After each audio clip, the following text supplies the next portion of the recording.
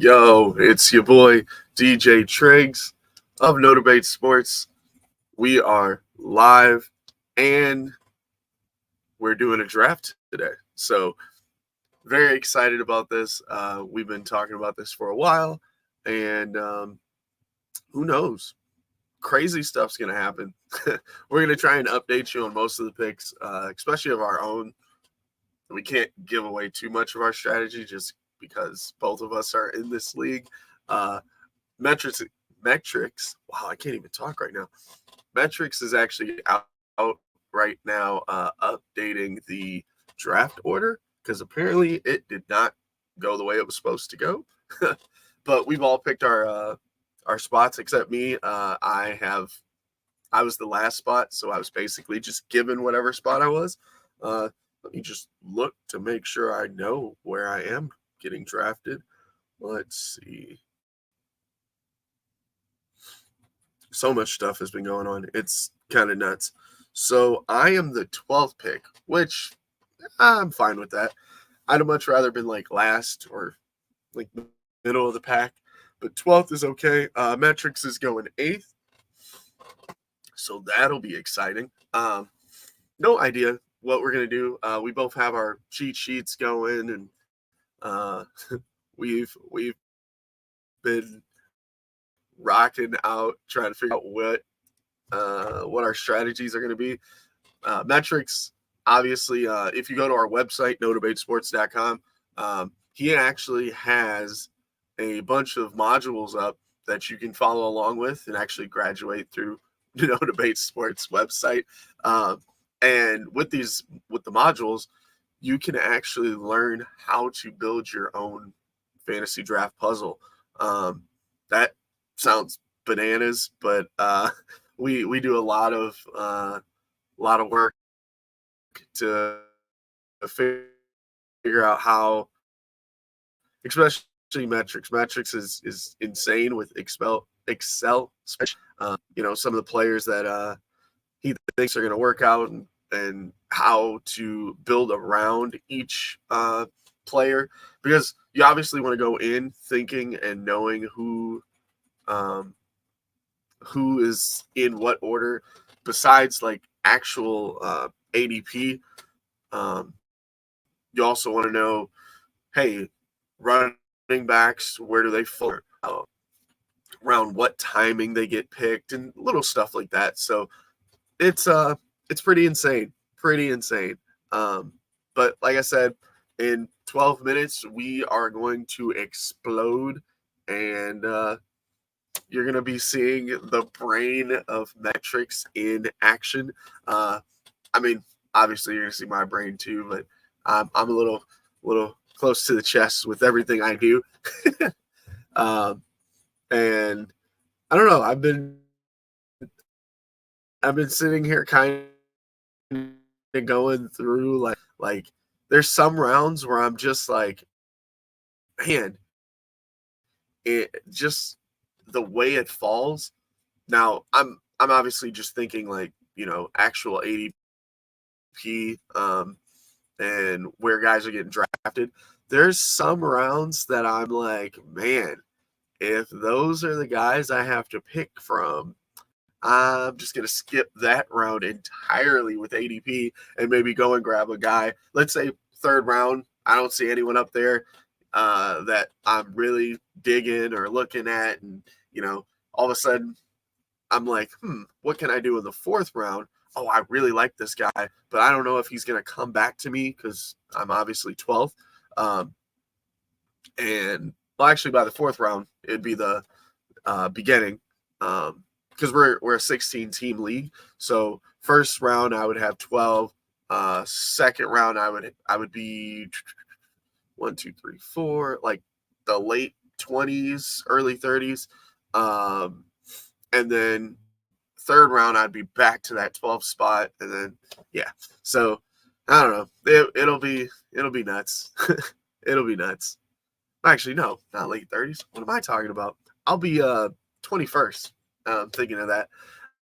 But then third round, then I would be back to the end. So where would that be, like 44th, 45th, somewhere in there? Not really using my brain to do math right now because focused on fantasy. But yeah, like I said, I'm in that 12th spot. So if someone doesn't come back around and I'm like, oh, I don't know if that guy will make it back to me, I might skip ahead and grab someone in that fourth round that I really, really, really like, and then kind of play it from there, play it by ear, play it by sight. Um, there's a lot of stuff that goes on. Like I was in a league recently where Patrick Mahomes is like a top 5 pick, and I'm like, okay, well, all right, well, in my eyes, I mean, Patrick Mahomes is early second round ADP, I think, somewhere in there,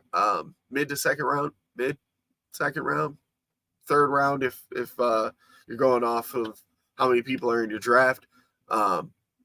So for him to go like top 5 is like, well, okay, like what do we do now? And it just kind of throws everything off. And there's guys like that where if you're a San Francisco 49er fan, shout out to my boy Zach. Sometimes you draft some of your boys a little earlier, and like that's the type of fun that goes on with fantasy football. So it's pretty exciting because a lot of this stuff is just straight up fun. You're going with your friends or random people online, and you just do your thing and have a bunch of fun. Yeah, who knows how that'll rock out, right? Just checking on my mic here. Give me 1 second. I got like a pop up that happened, and I'm like, what? Why am I getting popped up? So I'm just gonna turn it all the way up. There we go. All right, cool. So yeah, it's gonna be a little strange, little maybe off the wall, normal than what we're normally talking about. Jeez, what is going on with me today? I've had a late night and a late morning and an early morning. I don't know, whatever. Uh, but my brain is kind of all over the place. And then again, fantasy football is kind of our thing, so it's in my brain. And there's so many other things I want to talk about, but obviously we're going to run the show on Monday, and that's going to be our normal kind of, going through basketball, football, fantasy, all types of stuff. Obviously, we're going to preview what's happening in the NFL this week, start of the NFL season. So that's pretty cool. Besides that, got some USA basketball we'll talk about later, either Monday, maybe Tuesday. Who knows? We'll get into that. But again, this is our fantasy draft show. Metrics is doing his thing, setting up our league. Just because I don't know what happened, but the order got all fondled up, so he's doing his thing. And yeah, I'm just bringing it home. Again, in about 7 minutes or so, we'll knock everything out. We'll start going, and I mean, I don't know. There'll be at least like I said, I think Metrics is 8th. So there'll be 7 picks before us that we might make a little fun of. Hopefully nobody's watching. No, I'm kidding. Hopefully everybody's watching. That's in our draft, because why else would you be in our draft? It'd be weird, right? But yeah, so make sure follow, subscribe, No Debate Sports on Insta, TikTok, X, Facebook, YouTube. We're rocking and rolling on everything. Got some more videos coming out. We had a little preview thing come out today. Yeah, it's doing its thing, running its course. Yeah, but I mean, while we're chatting it up, how about we look at the first round, right? So you've got obviously the big steal of the or the big part of the first round, and being the first overall pick is going to be a battle between Kelsey, Justin Jefferson, Jamar Chase, Christian McCaffrey, Tyreek Hill. Like those are your consensus like top 5 more than likely, at least uh in our eyes. Oh, apparently we're going to start drafting at 7:15. just because of the draft order, it kind of kicked us out of the lobby and then restarted it. I don't know what's up with ESPN, but anywho, um, I just got that update and a text from Metrics, so he'll probably be hopping on pretty soon. Um, but again, like you have those multiple wide receivers, you have a couple running backs, you have the big tight end with Kelsey. Kelsey's been lighting it up, uh, you know, just about every season. So some people may take him first. Justin Jefferson may go first. Christian McCaffrey, he was doing his thing once he got traded to San Francisco. So a lot of people are looking at him. You've got all types of guys just sitting up there. And again, maybe you're a Detroit Lions fan and you're like, I'm going to get Amon-Ra St. Brown. Like, I might look at you a little sideways, but I'll go, okay, first round pick. Um, hmm.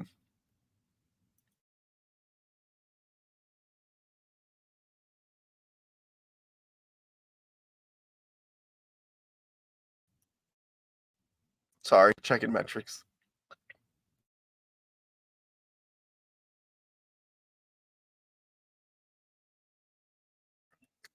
Okay, sorry. I was just checking some text from metrics and message here. Um, yeah, we should be fine doing our thing. Again, so then you pop into second round. That might be where some of the quarterbacks fall. Maybe the third round. Again, matters on how many people are in the draft. Ooh, excuse me. Got a tickle in my throat there. Um, so you're looking at quarterbacks. There's going to be some running backs out of there. Some wide receivers are in that playing field. Calvin Ridley's coming back from Jacksonville. He's projected to be a second. Again, I'm just talking about it from a 16 team draft. He's going to be a mid to late second round pick.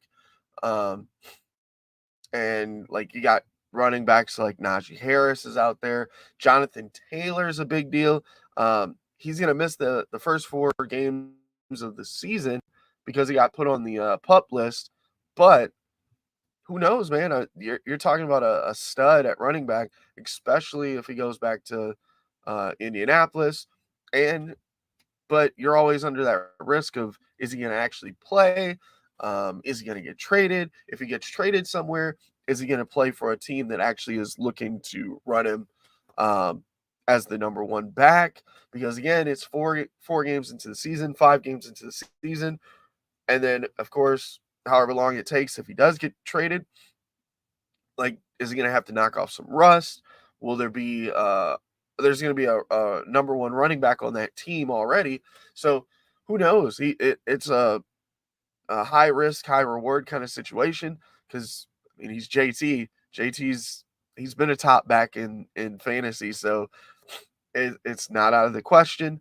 Then you got your uh, like older players, but like they're gonna do their thing, like Keenan Allen.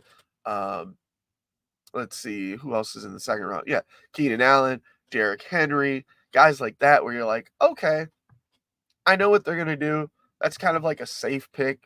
You're not really looking too crazy for upside, but you know exactly what those guys are gonna do. Josh Jacobs, signing his deal, so he's kind of back in the playing field. Um, let's go. Let's skip around a little bit. I don't want to just go directly player by player because you guys kind of know those guys.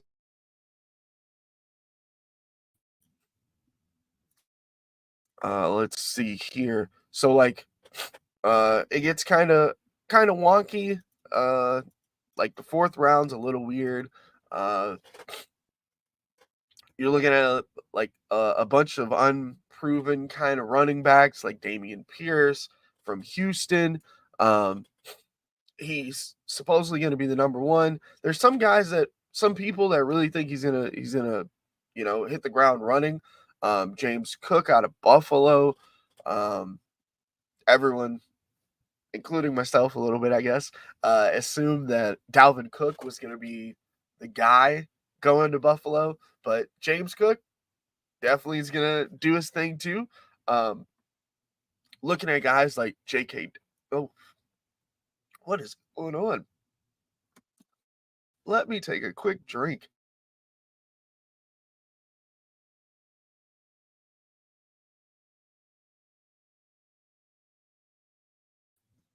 Sorry about that.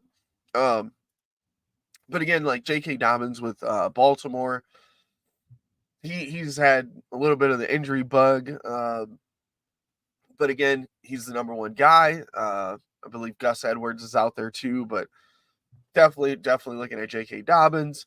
Um, then you got Kenneth Walker with Seattle. Again, another one of those kind of like, okay, this guy could be really good, or he could be another Seattle running back. Um, and they kind of play a lot by committee too, but Kenneth Walker's definitely a, a good back. Javante Williams with Denver. Again, kind of unproven. Not really sure what you're gonna get there, but he's in that round. Brees Hall, he was a stud last year, and then kind of got the injury bug. So again, you don't really know what he's gonna be. And then of course the big elephant in the room, Dalvin Cook. So how that's gonna work out. And a couple of tight ends kind of fall in there and some Trevor Lawrence and stuff like that. But it's kind of those unproven running backs. So again, big risk, big reward. Um, because those guys could blow up or they could just hit the floor. his metrics in urgent care because he's nervous. Uh, quite possibly. No. He's just getting the draft order set and ready. ESPN kind of booted him out because that's who we use, and then he had to restart a bunch of stuff, and it kind of made him start the draft 15 minutes later, which, hey, it happens. That's kind of what we go through. Uh, um, bugs and all that fun stuff out there. Um, and then also like you're getting some of your later number ones in that fourth, fifth, sixth round range. But sixth round is definitely where some of the number two wide receivers start falling, where you get like Brandon Cooks and Zay Flowers, Cortland Sutton, Jordan Addison, the rookie, out with Minnesota right now. Hollywood Brown is with Arizona. So, and who knows how the Arizona backfield is gonna, or not backfield, quarterback play is gonna work out. You got Clayton Tune out there, the rookie. Josh Dobbs just got traded there. They cut Colt McCoy. And then Kyler Murray's injured. He may come back at some point, but if Arizona's really working to get like a higher pick, um, who knows what's going to happen out there. But that's a fun story. Um, then on top of that, you're kind of looking at some seconds, like some like Jackson Smith and Jigba is going to be there, uh, and who knows how Seattle's going to work out, but that's how it works. Oh, I think we might have metrics in the building. Yeah, you do. Metrics is in the building. I, There I you am I am here and I'm ready. I'm in my war room. We are set up. We are ready and rocking to go. A little Yeah. different setup today. I don't know how much you were. I see. I don't know. um, but I was kind of going through some of the rounds, not every single pick, but just kind of like where, like, I was saying how, earlier in the draft, like, you get your first run of quarterbacks in like the second, third rounds. Yep. Then you get a bunch of unproven, like, running backs in the fifth round, sixth round area, the unproven running Yeah, backs in the it's fourth. The fifth and sixth are kind of like those high upside guys. yeah, it Yeah, definitely go ahead. seems like there's definitely quarterbacks that we're going to see. We're going to see them running probably early in the draft, and then we're going to see that slew of running backs probably around that time as well. So I'm thinking rounds 2, round 3, and then there's going to be another round where like it's going to be heavy running backs, kind of like round 6, like you were pointing out.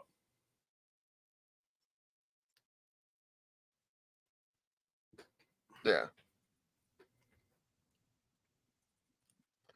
I told everyone that I don't want to give our strategy away too much, but we're kind of going to give them a little bit of a inside, like, oh man, what's going on in the brain? Exactly. Yeah. It's we're definitely going to see that. And right now, I'm going to bring up our tracker so we can show when players are moving. And let's see if we can bring that up now. Booyah. Oh. There we go. So this is when players are going to be set to be rolling. This is our grand champion cheat sheet that we discussed. And let me see if I can remove this tab, actually. Let me see if we can do this. We'll go full screen mode. Oh, yeah. That's where it's at, Triggs. That is a full screen fantasy depth tracker. How about that, Triggs? Hey, I mean, I don't know if we want to keep that up there because then some people might be able to cheat players. Well, that's true. I mean, you definitely have your. This is a community cheat sheet that we're looking at here. I thankfully already have my puzzle and my brain trust and my grand scheme of champions set up already, and it's viewable on Twitter. Except I blurred out a lot of the names, the Bono values, and the teams they played for. So good luck figuring out, but there are clues to what my game plan is. See, I told you, people at home or in your car radio, wherever you are right now, I told you that he already had a puzzle, and I've already set up my puzzle. I actually have a notepad on my screen right now that has like, I brought 2 separate drinks down here, so I'm like, I don't have to move for a while. I don't know how long this is going to go. Hopefully, like, people don't take forever making their picks, but everyone's a human. Yeah. There's no like robots or anything. Oh, exactly. So yeah, I mean, like, I do because they know Metrics is in the league. Exactly. They know I'm here. I am the robot. I am the artificial physical intelligence, and I'm ready to rock and roll. And yeah, I mean, the beauty of this for the public is that when the time comes and my puzzle does get publicly posted after this draft, this will be the future of how we bring AI into building this puzzle within Excel, to see how AI could actually one day give you insights on how your team is being built. And then would AI be even strong enough to compete with the likes of Steve Metrics? I'm going to say it'll be able to compete, but at the end of the day, Steve Metrics will win out against AI fantasy football Excel spreadsheets. Yeah. Take that. So, you take that, AI. Yeah. Like, actually, I want to see if this works because you talking about coming back. Let's see. So James says there is no nervousness at all. Nope, none. No, there is nothing nervous. I am ready to go. I got my game plan. I know James wants to smack talk my Raiders, but yeah, it's black and silver back here, and I got some Raiders in my puzzle that may or may not occur, and we'll see how they fall into place and where they show up in this puzzle. There's definitely been guys I've talked up and I've liked, but we'll see how that game plan goes. I'm definitely ready with these guys. For the people who are in this league, for sure, definitely heads up. if people were to basically get through the draft and then they're like, "Yep, I'm done. I'm gonna go auto pick." I do think auto pick goes like really rapid fire fast, but it will allow us to when a physical person picks, they will get 2 minutes on the clock. So I made that's the biggest thing I changed from last year, as I wanted to give people, especially at the back end of the draft, the time that you need to really finalize and solidify your team, because it's really unfortunate that that's the way ESPN goes about their platform for auto picks at the end, and it's not good. But that's the best thing I could do to make it so everyone's got a fair shot if things were to speed up like that.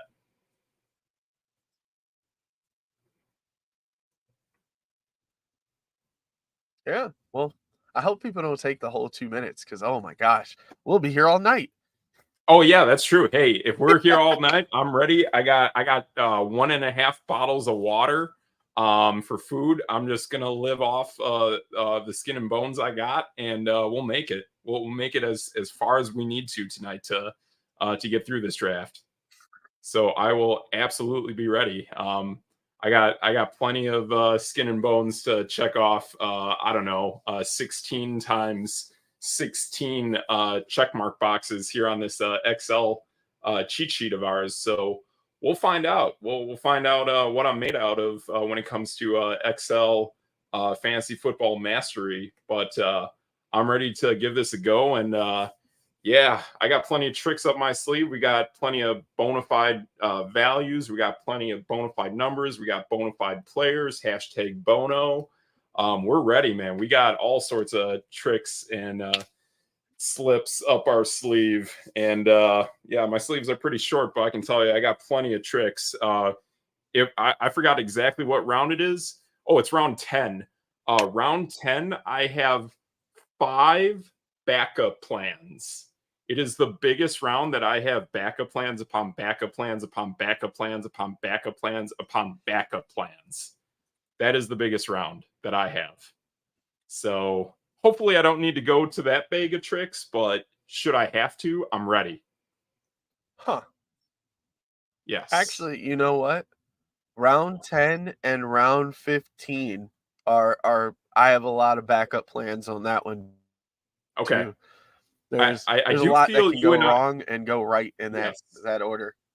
Yes, I do feel there's a possible conflict of interest coming between you and I around the likes of round 15. That might be a hint to people who have watched the show that you and I will discuss. But round 15 might be a round where you and I buck heads. We'll see if one of us gets to trump Oh the no. other. I forgot. Just curious. Where are you picking in the draft, Triggs? I know I reset the order, and it's all good. Trust me. But what pick are you? 12. Ah, you're 12. Okay, so 12. I'm 8. So just doing a little math on this. Okay, I might be able to get this player, unless you one up me a round or two earlier. We'll see. But yeah, that's just by the natural ebbs and flows of the curve of a snake draft. We'll see. We'll see what I got here. So yeah, that's kind of what we're looking at. People like we are kind of in one of those things where there's going to be a couple rounds where it's like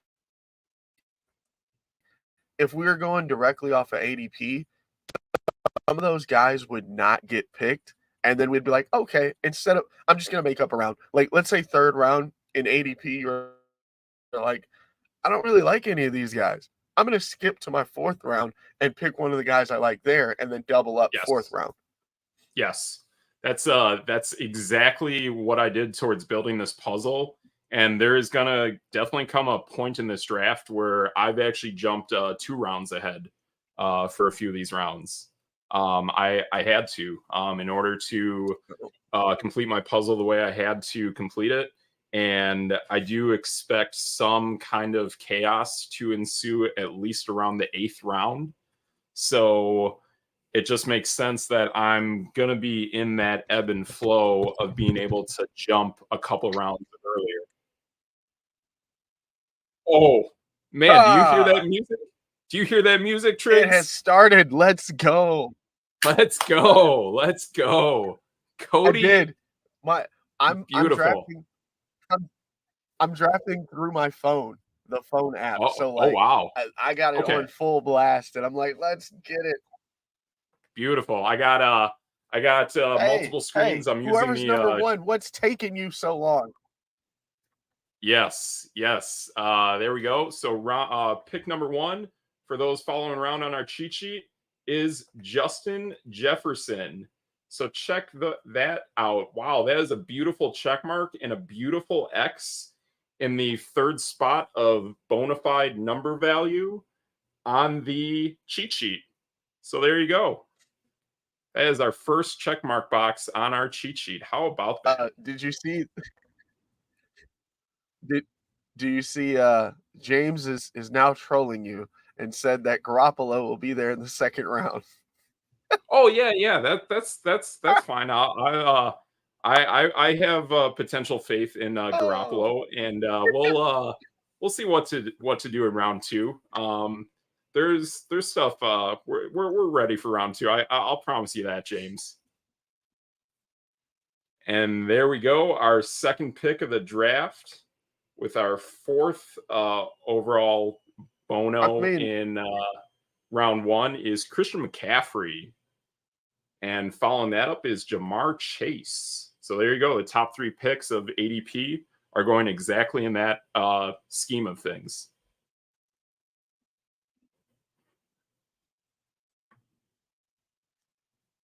wow. Yep. Hopefully, hopefully these guys are watching. The Hey, people that are drafting with us, so they can learn some stuff. Oh, take that.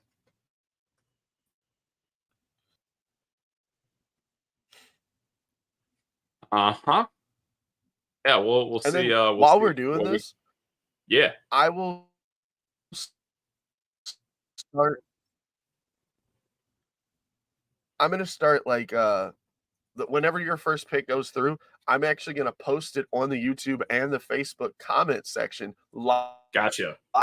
while we're drafting, so people can kind of see where we're going and how's it being placed together.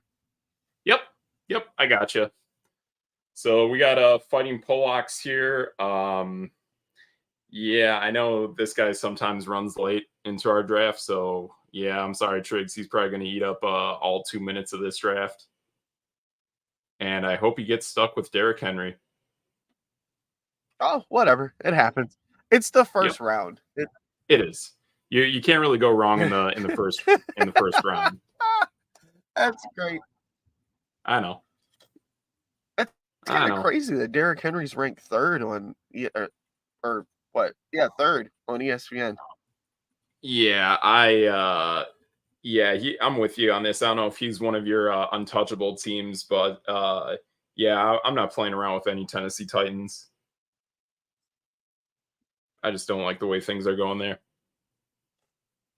I I I'm not gonna let you know.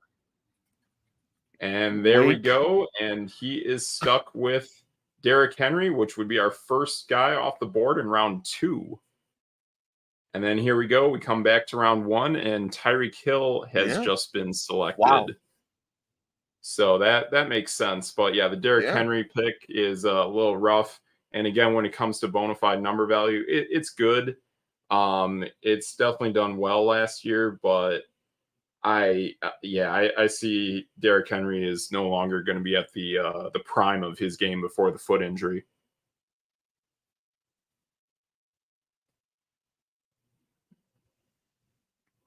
Ah, there we go. This is real fitting. My friend Andy, Gingers Are Us, just selected Travis Kelsey. And he definitely knows from last year that that's a player that I definitely have a soft spot for in my heart. And I did not get to select that player. So there he is. And Andy, I hope you good luck with Travis Kelsey, except when you play against me. And there you go.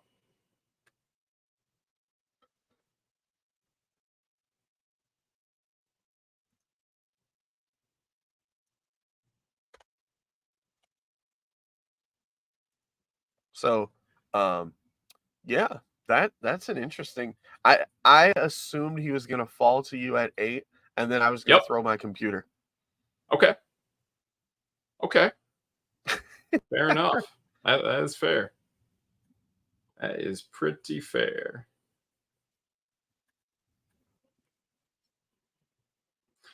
So we are definitely possibly getting close to the scenario, unless this clock runs out, that I was kicking around. I didn't fully delve into it, but I had a feeling this could potentially happen, but I'm not too excited about it.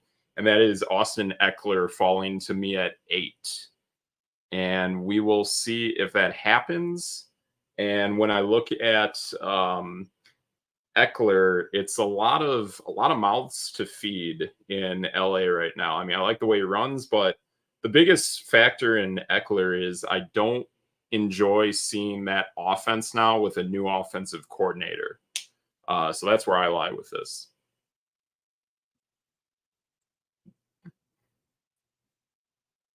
That makes sense. That's solid. Yeah. Other than that, I Austin Eckler as an athlete is pretty awesome. So there we go. That did not happen. So boom, Austin Eckler is off the board. That's pretty much top 6 of what we see in round 1. And now I am on the clock, and the scheming begins. So this is where I am bringing my tricks of Oh the no. trade. Oh yeah, we got tricks coming in here right now, and just making sure I have everything nice and organized here for this selection. So with the first round overall selection of the 2023 No Debate Sports Fantasy Draft, Dr. Teeth and the Electric Mayhem selects out of the University of Memphis running back Tony Pollard, Dallas Cowboys. Oh wow. Oh, Uh huh. and then someone took uh Devontae Adams. boom, Tony Yep. Pollard. So pretty Yep. much we are Devontae now, Adams went next. yeah. So now we're attacking the people at the bottom of the draft, the people that were in the hook of the snake. They've basically been dealt a blow to possibly their initial game plan. So we'll see how this works moving forward.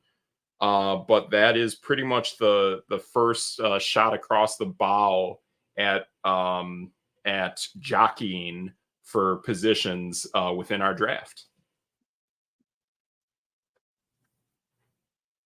And I can tell you now from people following my puzzle, I successfully drafted the first player I intended to draft.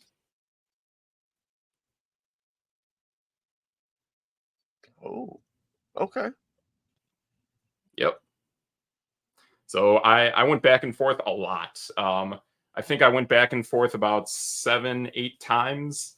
I started with Pollard. I went to Bijan, back to Pollard, to Devontae Adams, then to a player yet to be named later, and then found my way back to Tony Pollard. Oh, actually, there's another player. There's another wide receiver that should be coming up soon that I Solid. was Very kicking solid. around too.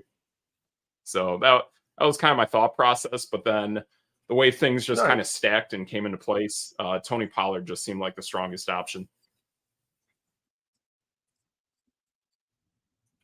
That hey, can't I can't hate that pick. Hey, thank you, thank you.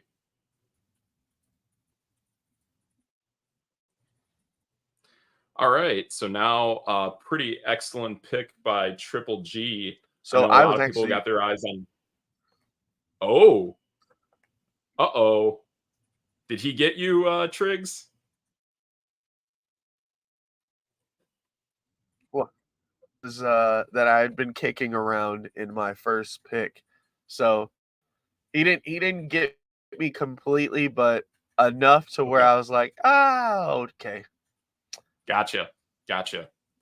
Yeah, so I can tell you last season, I got sniped in probably around 5 or 6 by Wayne, and that was selecting Damian Pierce. He was at the hook at the back end, and I definitely liked what I saw of Damian Pierce out of Florida, but that didn't go as planned.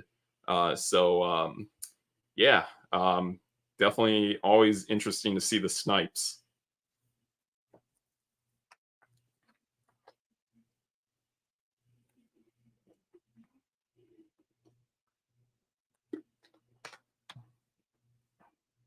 So it looks like Carlos is coming up here in about a half minute.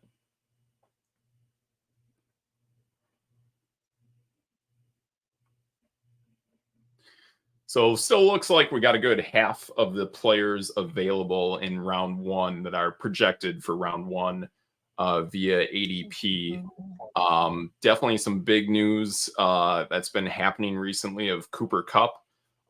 Cooper Kupp's about 5 years younger than you and I, Triggs, and he's really having nagging hamstring issues now, and that's a real bummer. I like the guy a lot, but yeah, his body's breaking down as a professional athlete, and he makes amazing catches, but it's kind of a bummer to see that happening.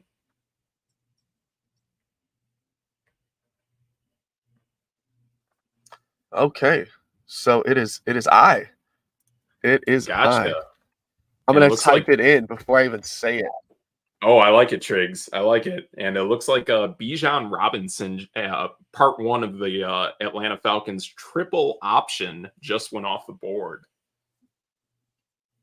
He was definitely a guy I wanted, but the triple option to me is far too expensive for me to spend additional assets and spend players in my starting lineup.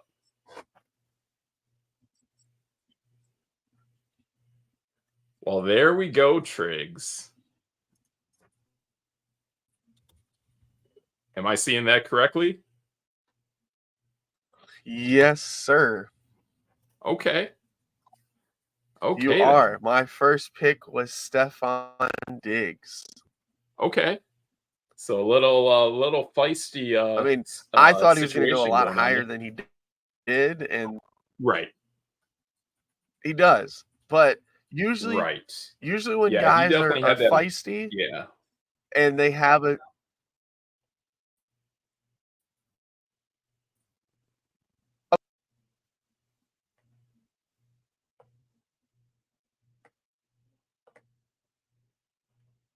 Yeah. Yeah, those feisty guys, they can be a little little rough around the edges, are but you it you're also making allows your them to come clicks? back with a lot. Yeah. Allows them to come back with a lot of fight into the season. So that's real good stuff.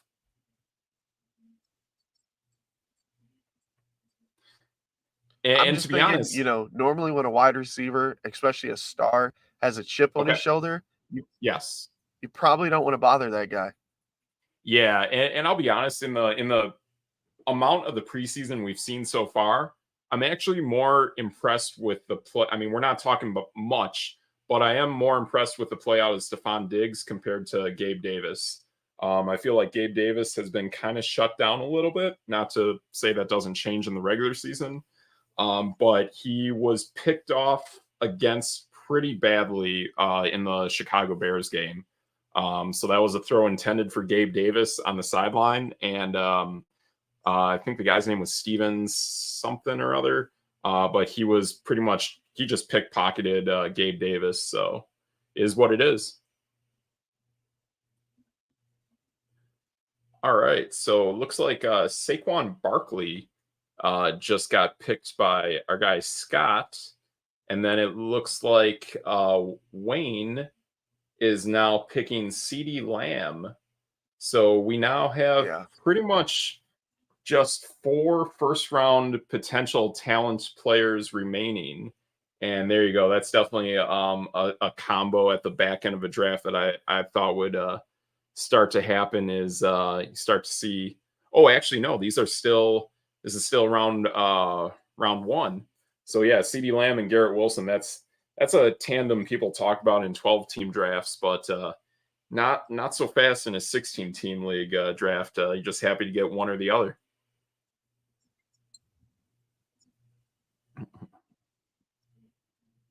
Yeah. I almost thought one of them were going to follow me, and I was like, what the heck is going on here? Mm-hmm. So I can tell you right now, James absolutely just sniped me with the Josh Jacobs pick.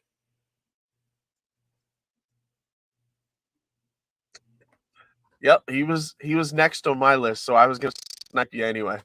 Hey, there you go. There you go, Triggs. Good stuff, man. Good stuff. So that changes my game plan. So now I'm starting to look at my backup plans that I've strategized.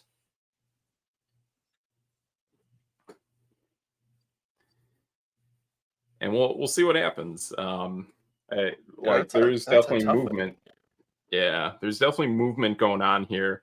But yeah, the value of Josh Jacobs is it's pretty much exactly what we see with Tony Pollard. Like that's probably the true value of Josh Jacobs is probably more towards the back end of round 1.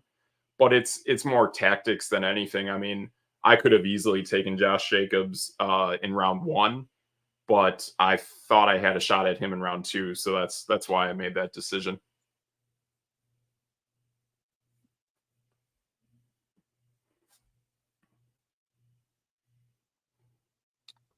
Same. Exactly. Yeah. No, that's good stuff, man. I mean, he is our most bona fide running back from 2022, and I really dislike the people out there who think he's going to have just this massive down year, and I think they're full of it. I think Josh Jacobs runs harder than almost anyone else out there, and like your guy Stephon Diggs, I think Stephon Diggs and Josh Jacobs and Justin Jefferson spin on a dime better than anyone else in the NFL.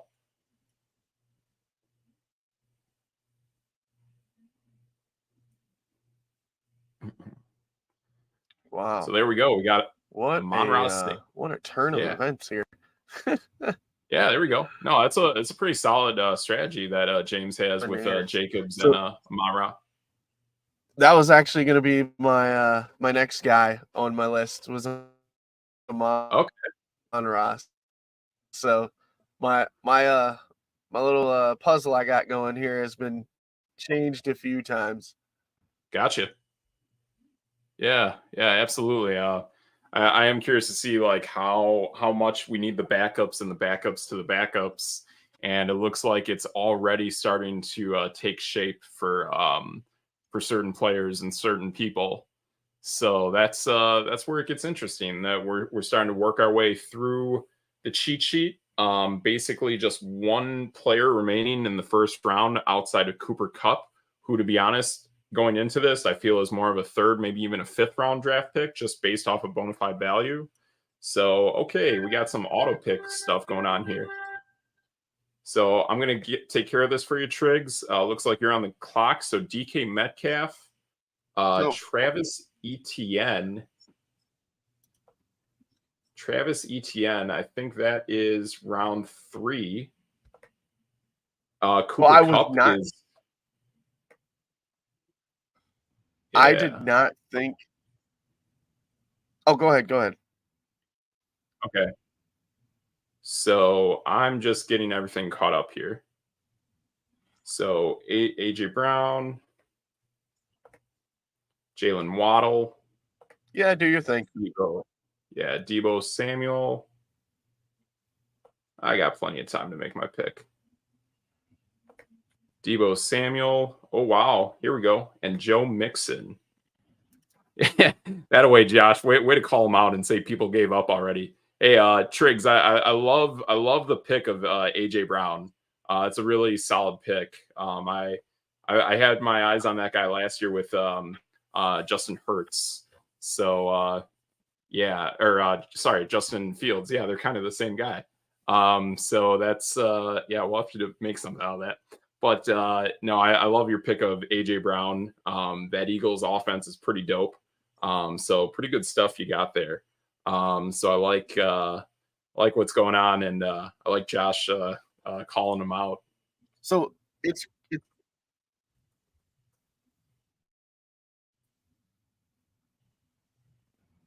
oh, I have no idea what you're talking about. Is there a chat going on? Oh, Yeah, Josh is yeah. saying Like, people it's gave up crazy. already. How did AJ Brown just fall into the second round? Explain to me, how does AJ Brown fall into the second round? Like, and in a 16-team league. Exactly, exactly. So with the second pick of the 2023 No Debate Sports Like, Draft, Dr. Teeth and the Electric Mayhem selects out of the University of Wisconsin running back Jonathan Taylor on a team yet to be named later. oh, How about that? How about them apples? wow. Uh-huh. Hey, I'm okay with that. Yep. Yep. So that was my backup plan for Gotta round make sure I spelled 2. Jonathan Taylor's name correctly. Exactly. Exactly. Now it looks like T. Higgins is going, which is right above the ADP of Jonathan Taylor. But the reasoning I went with Jonathan Taylor is he will be on a new football team. So I love how that opens up my lineup. And now the capital that I was looking to expend on Josh Jacobs and Zamir White, now I no longer have to spend that capital. Now it opens up a slot for me at a different position towards the back end of the draft.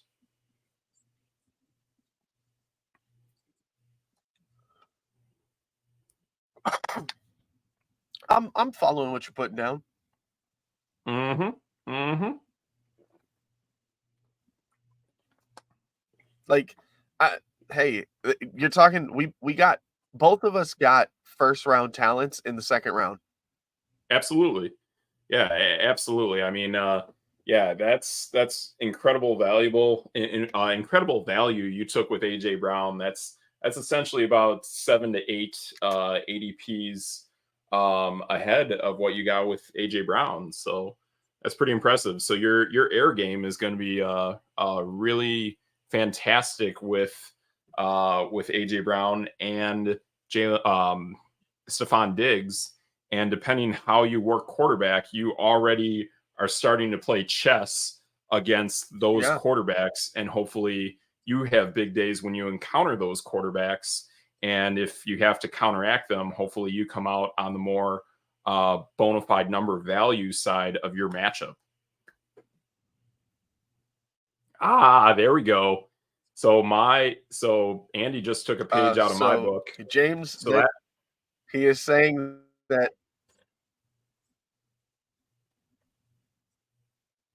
yeah, go ahead, Triggs. James is saying that Jonathan Taylor might have signed to the Canadian Football League. Hey, that's fine. Hey, I mean, I understand. I'm playing without a player. The other advantage I have too is he's listed as out, so I can throw him onto IR, and I immediately get to start my lineup with seven. Wait, am I doing this right? No, I actually get to start my lineup with 19 roster spots compared to everyone else, unless someone else takes someone that's hurt or out or disgruntled. So we have 2 IR spots, and it is what it is. And this is what I was expecting was this run on quarterbacks, and that is exactly like what we're seeing in the cheat sheet. So there is this early round of quarterbacks, the 3 elites, as I call it, the Hurts, Mahomes, and Josh Allen's, and that's pretty much what I expected. And I did expect Jahmyr Gibbs to go early as well. I know he's listed as round 3, but in our league, 16 teams, I don't buy it. I don't buy that this is a third round guy. I believe Jahmyr Gibbs is a second round guy, and that's legit, as is Najee Harris.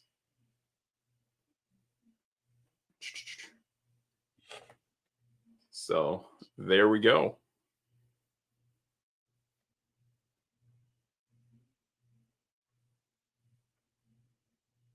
So that is looking pretty interesting. Got a little funky with the scrolling over here.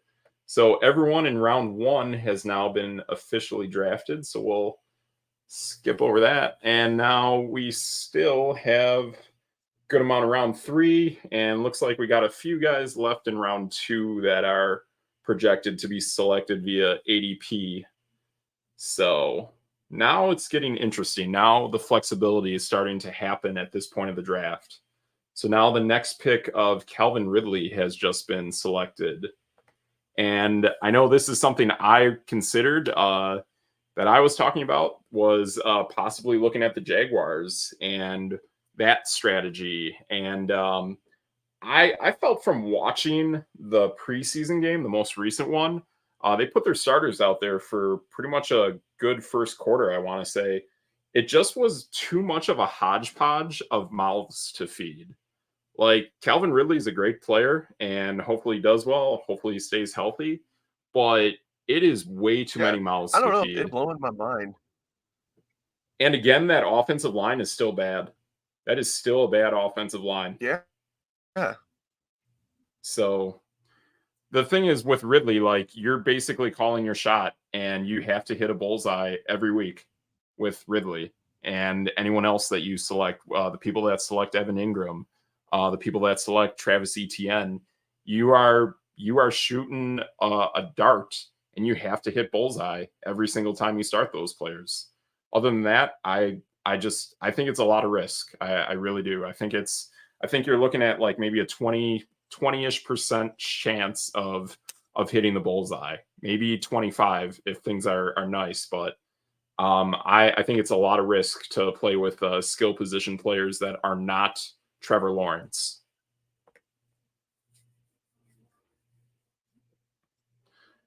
All right, we got another guy. We got Ramondre Stevenson. So it looks like some of these round three guys are starting to get selected, and here we go as well into round three. We got, excuse me, we got Joe Burrow being selected.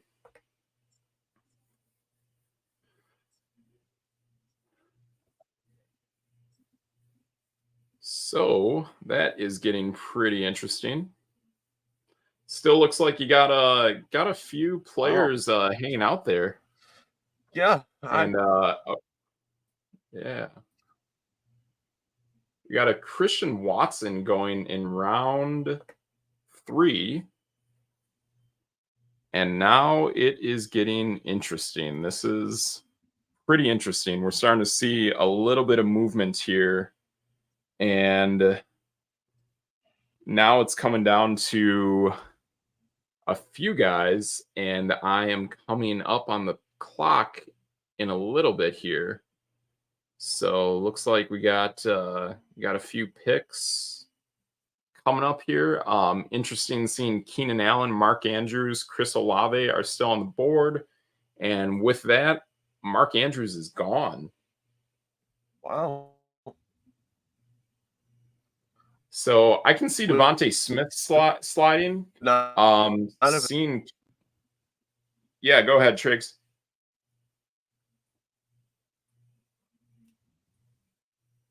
Oh, I just it's just crazy that some of these guys are falling because it's almost like the NFL draft itself. Like a lot of guys are falling because people are going deeper into the draft. I don't know if that's just the ADP on ESPN or is it guy. I mean, the quarterback thing itself was pretty nuts. That many quarterbacks went away right away. Right, right. Yeah, so it's definitely part of that stuff going on there. And I'm on the clock here. There were some auto picks, so I'm letting people catch up. And this is where the snake comes down to me. And yes, Wayne, auto pick did take my guy from last year. However, I can tell you that is not my pick, my intended overall initial plan pick for round three. And we're going to do a little research real quick.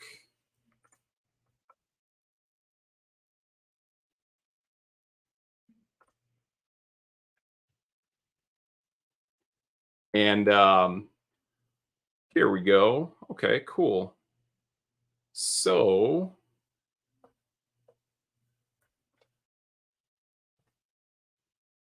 So with the third overall pick from the 2023 No Debate Sports Draft of round 3, Dr. Teeth and the Electric Mayhem selects out of the University of Maryland wide receiver DJ Moore.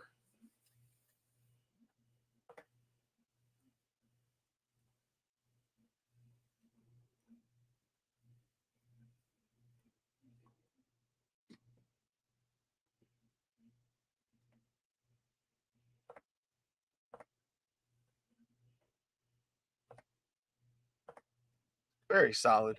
Had a lot of touches out there in Chicago. Yeah. So I mean, even when he was in, get one that late is pretty good. Yeah, and he was a guy that I was kind of feeling would start to roll around at this point in the draft. We see if that's about where he is in ADP. Plus, Justin Fields is one of the stronger quarterbacks in the NFL now, and it makes sense that he's probably going to be a guy that I may either select, or it's a guy that I'm going to have to fight against. So this is my my play on playing chess against checkers. So there we go. We got some auto picks going on. I don't like seeing that. But we got Devontae Smith off the board, TJ Hawkinson, and looks like quarterback Lamar So Jackson. it's pretty funny, because that was who I was going with next. Ah, gotcha. So we got that. What we got? Justin Fields goes as my third pick. Okay. There we go. We got him, Amari Cooper. Exactly. That's exactly who I just like you about. were saying it like, oh, Justin Fields is a pretty strong. I'm like, ding. Exactly. Exactly. So, yep. So pretty much my cat is out of the bag for the strategy that I'm playing with. There's about 2 higher end talented quarterbacks left on the board for early part of the draft, and I am more than likely choosing to ignore both of them at this point.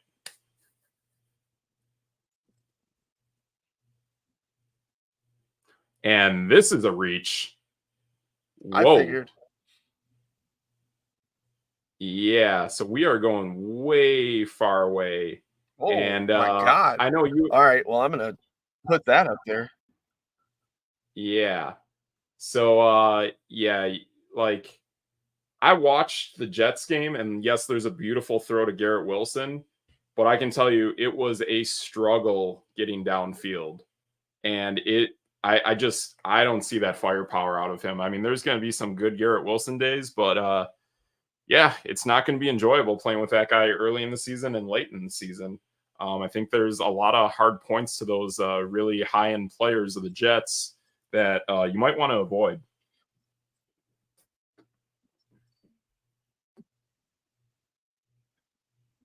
So it's crazy. Even if Aaron Rodgers has an amazing season, which, I mean, I expect him to have a pretty good season, that's going to rub more off on Garrett Wilson, not Aaron Rodgers as a fantasy quarterback. Yep. Absolutely.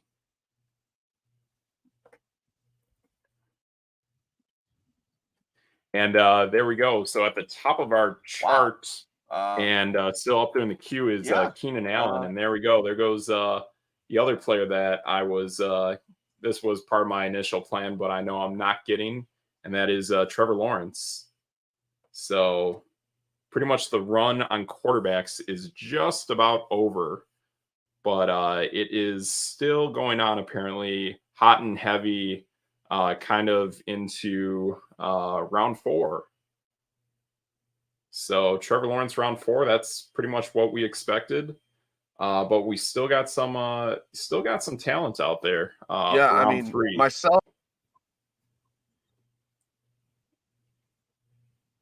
myself, like I was really looking at Jalen Hurts, and I thought he was going to fall a little further than he did, and then all the quarterbacks kind of came off super fast. So I'm like, let me just grab Justin Fields just so I can say I got one of them, you know? Exactly. And yeah, I mean, like, pretty sure these auto picks are going to change it, but it is pretty shocking that Keenan Allen is still up there in round 4. I mean, again, like that is a changing offense, but Keenan Allen is also one of those talented slot receivers, and those are incredibly valuable. So, yeah, if you play with him, you're going to be running a hamstring, just like anyone playing with Bijan Robinson, and knowing that, hey, you're kind of playing with fire on a lot of mouths to feed, or even the Jaguars. But there we go. So Keenan Allen finally off the board. But it's probably a price you're willing to pay. I think Keenan Allen's pretty awesome.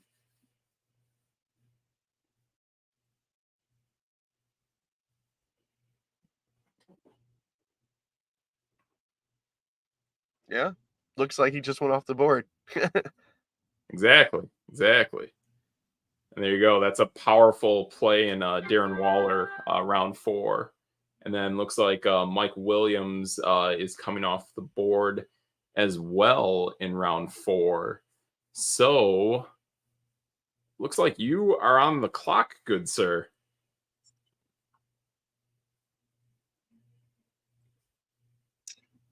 I am. And there's a couple guys that I was looking at getting, but like I don't want to pick them this high. Okay. Yeah. So now my brain is kind of like WTF? Like what's going on here? Exactly. So so now I actually have to sit here and think for a second. Okay. Yep. And yeah, we still got about a handful of guys left from round 3 ADP that are still showing up here. A good amount around 4 ADP and beyond is quite available. Right. And then I'm not up for quite some time. Correct. Got 40 seconds left on the clock. And that's where it gets tricky. Yep. Absolutely. That is where it gets tricky. All right. And round 3. Okay. Well, he's on my board. Yeah. I did for a while, and I at least have to have some running back in my Sure. Absolutely. in my So chamber. Miles, and from drafting, like every running back's gonna get taken off before I come back. So right. Yeah. So I kind of have to pull the trigger, I guess. Absolutely. And right here, now we're starting to get in round 5 players. Still some round 3 are still up there. Travis Etienne, Drake London, DeAndre Hopkins are very interesting. Good boatload of guys up in round 4 are still there with some really solid value. Got some good running backs that are out there. King Solomon, my guy Josh was telling me about this at work, that he's like, hey, some of my picks are going to befuddle some people, but this isn't really that much of a reach. It is round 4. He's getting the quarterback he likes. He's getting the guy that, if he stays healthy, should be all right. So I don't know. This might be a combo, is what I'm feeling like. Maybe this is a Tua Tagovailoa, Jalen Waddle combo that Josh is pulling off here. So I'm not exactly sure what is totally going on here, but that's kind of my process of thinking of what he's going with. So that's a pretty interesting pick there. So I am on the clock, and this is where things get pretty interesting. But I'm going to go with a player that I think is growing, and like great Kyle Brandt said on NFL Network, you want to get the guys on the year they explode, not the year after. So I am going with the fourth round draft pick for the 2023 No Debate Sports draft out of the University of Georgia. Bulldogs national champion wide receiver George Pickens.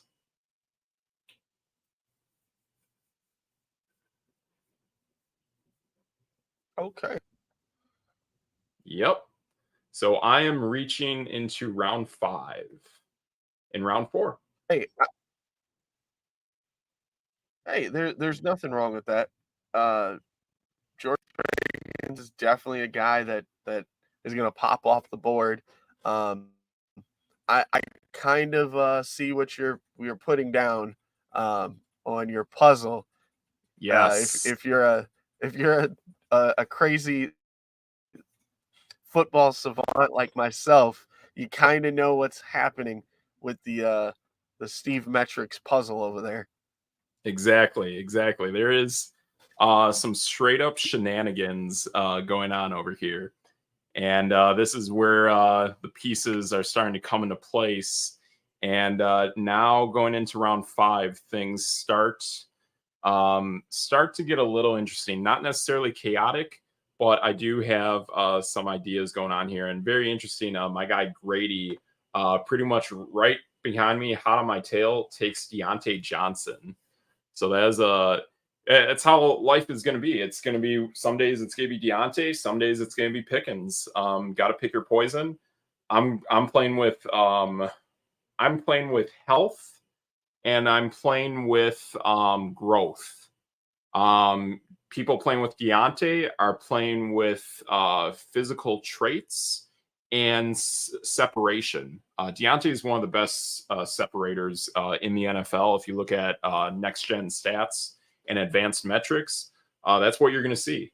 So that's a heck of a pick by Grady. And kind of a few hours ago, I had a plan to possibly get them both, but I chose not to. I chose to go with George Pickens.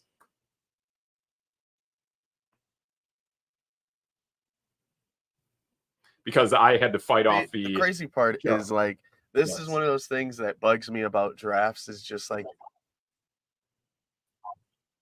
oh, what were you fighting off? Oh, you and Justin Fields.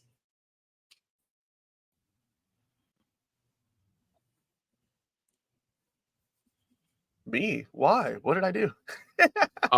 Hey, Justin Fields is scary. And like people have seen on our site and whatnot, the bona fide number value of Justin Fields is incredibly impressive.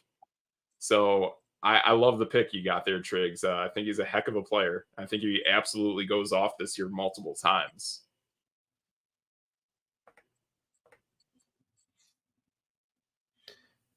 Yeah. See, with like it bugs me because like there's so many like weird things that happen in drafts, and I feel like I just made a mistake by drafting Miles Sanders so fast.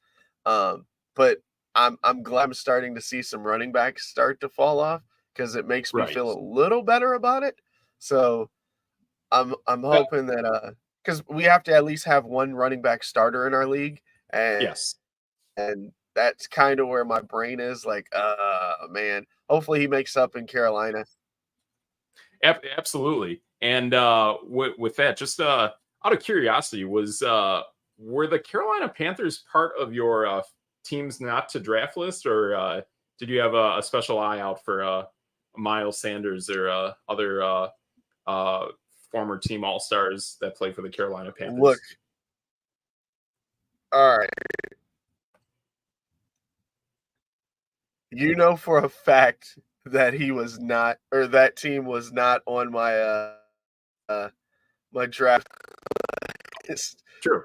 True. But I don't know if you can see my phone. Oh wait, let me look, or my camera, Okay. just so I don't look like a complete noob. What's the first line say? Carolina Panthers, Miles Sanders. Yeah. There you go. Yeah, buddy. Nice. I love it. I love it. So they did have one guy that I was like, "Okay, I can understand if people draft Miles Sanders." And like I said, it was literally too many running backs falling off, and I'm like, "Oh my gosh, I need an actual running back." So, Yeah. yes, yes, he was a part of the scheme. Okay. That's fair. That's fair.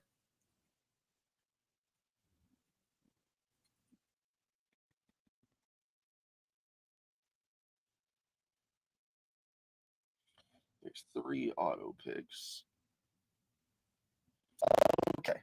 So I'm probably gonna lose out, but I'm gonna talk about this guy next. Um, Sure. well, no, I'll wait till the auto draft happens because he Yeah. probably will get auto drafted or picked by. So Yeah. I'll just keep my comment to myself until he gets picked. But I know for Right. sure he's not gonna come back to me. And I was kind of like, oh, it would be cool if I could get this guy, but probably not Right. happening. Right. Yeah. Yeah. It's definitely interesting. There's definitely But some players starting to fall for sure.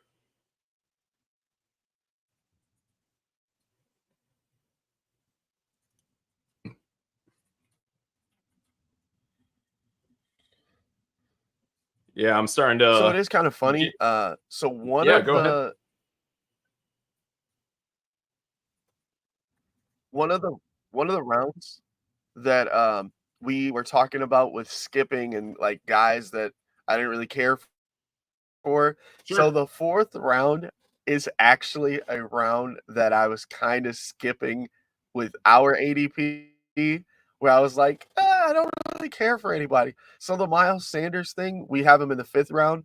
Is kind of I'm talking myself into this Miles Sanders pick. Okay, I'm I doing got you. I got you. it.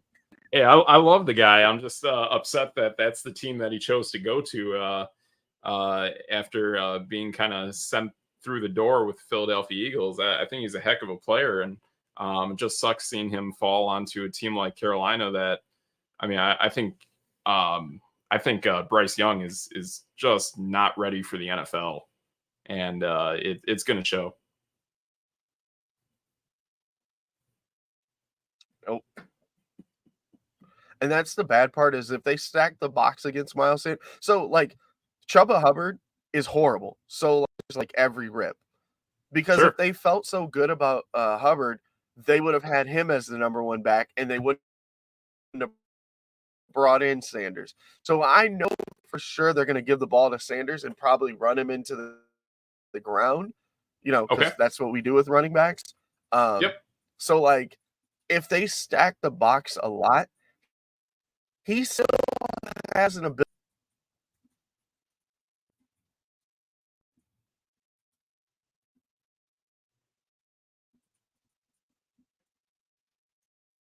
Yeah. Oh man, you're before me, aren't you? I Son of a am. gun. We This are is the coming fourth up. round, the fifth round. This So, is. ah, man, We'll see. I'm pretty sure you're gonna take who I want. Okay. Inkling. Okay. We'll see. I mean, like, hey, I am the guy that successfully and then unsuccessfully really maneuvered Travis Kelsey. So we'll see what my fifth round pick is. I am kicking around a few scenarios here. This is definitely what I texted you earlier of my backup plan moving, or my initial plan moving backwards, and now am I getting cold feet and thinking, do I want to go back to that plan? So that's kind of what I'm kicking around here at the moment.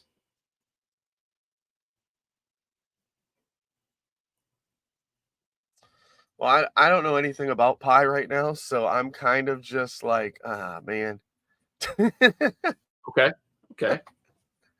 All right. That's fair. So uh, now we got but this is Javante what happens when Williams. you have 16 teams because Oh, yeah. like the weight,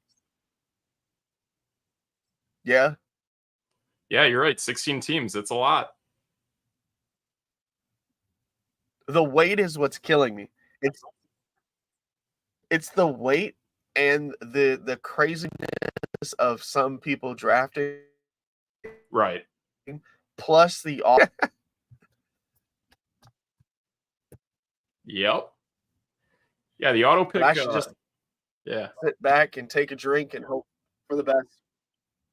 exactly. Exactly.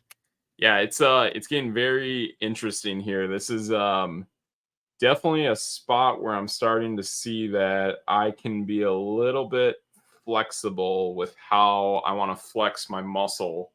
But yeah, definitely seeing what we want to do here. So there's some options. There's definitely some guys in round 4. Personally, I'm not a fan of. So at this point, I really have my eyes set into round 5.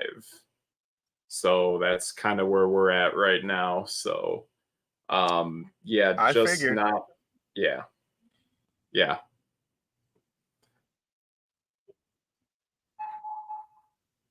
And yeah, I actually was that Dang a it. skill? Yeah. Okay, that good. Now I'm not worried anymore because now I don't have to think about that decision anymore. So that was absolutely the Yep, initial thing that I went back and forth with was George Kittle. So he was actually my backup plan last round, and he was I know. currently my backup plan for this round. Exactly. There you go. There you go. Good stuff, Triggs. Now you're starting to read my Yep. mind and see how my puzzle works. So now I stick to my initial plan, So and so it's weird. Go ahead. so now I'm going It's to what so I weird. deem as the most important position now um in football. And to me, that is the slot receiver position. And I think it even makes your fantasy team even better by actually having players that play in the slot because you're going to be able to identify their matchups much easier and see how they can really gain an advantage against opposing defenses and really read the tea leaves into the past to get a read on how good they should do in your current week. So with that, Dr. Teeth and the Electric Mayhem selects for the 5th round of the 2023 No Debate Sports Fantasy Football Draft out of the University of Boston College, wide receiver Zay Flowers.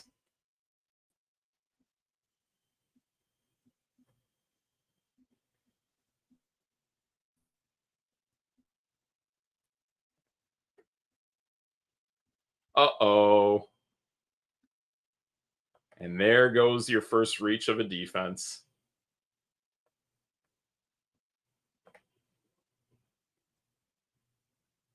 And they're really good. Wow, there's a heck of a reach. And that puts me back on the clock again. So it looks like we got some Dak Prescott action. We got some Marquise Brown, Hollywood Brown. I don't even know where that guy is on this. Oh, okay, there he is. So he's round 6. All right, not bad, not bad. Okay.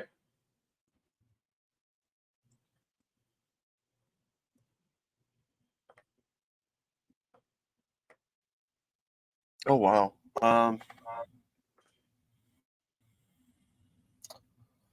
Well that's something.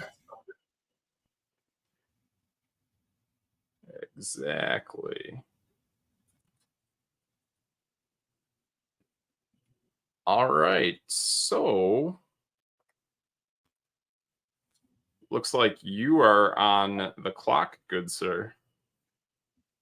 Oh, I know. I just like blown away by what I just seen. Um hmm.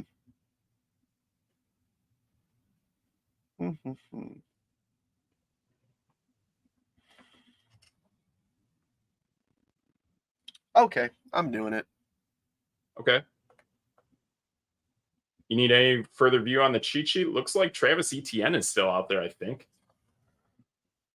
So is Drake London. Yeah, it looks like some round. I Okay, just okay. took Nice. yeah. Yeah. So Yeah, that's pretty solid. I mean the guy should be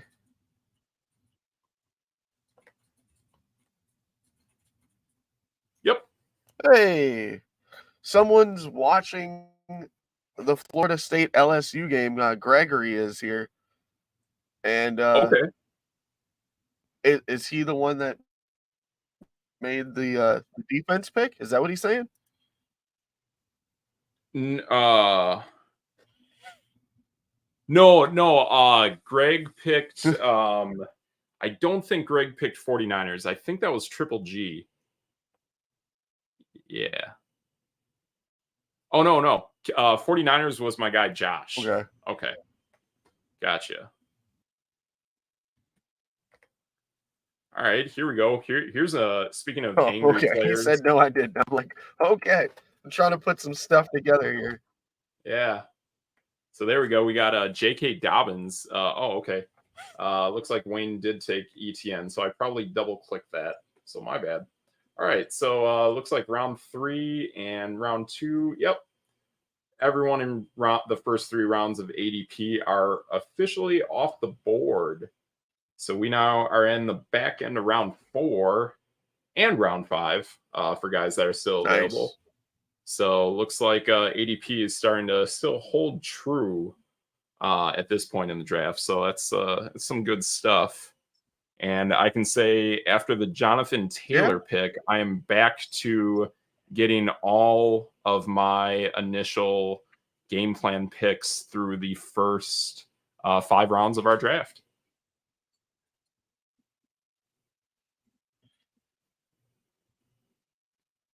Oh, here we go. We got Metrics Bono, number 1 fan, James, picking Eagles running back DeAndre Swift. And that is a heck of a run game they got down there. I think it's pretty much solidified that it's Swift and Gainwell are pretty much the ones pounding the rock nowadays. So that's a really good pick that James is selecting there.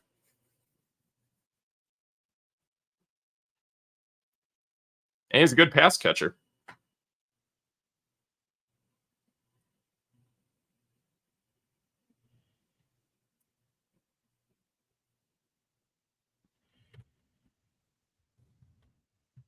Oh, fun story. DeAndre Swift was going to be my next pick. Oh, someone got I mean, it's a snipe. I mean, it's not. It's a little far away. He was going to fall that far. In my brain, I'm like, why wouldn't I pick the guy? You know? Exactly. He's one of those really great running backs that exist in round 5. Round 5 has a lot of talent. I think that's probably one of the stronger rounds of our entire fantasy draft. I mean, looking here, it's clearly stronger than round 4, and that's really not a debate. So that's no debate. There you go. Yep. And then, yeah, I mean, it's even, yep, it should be stronger than round 6. Jordan Addison, I'll be honest, I think that's a reach. I know it exists in ADP, but I don't believe that much in Jordan Addison. I'm gonna have to see it to believe it, and flat out, KJ Osborne's just a better player. So I'll have to see it to believe it.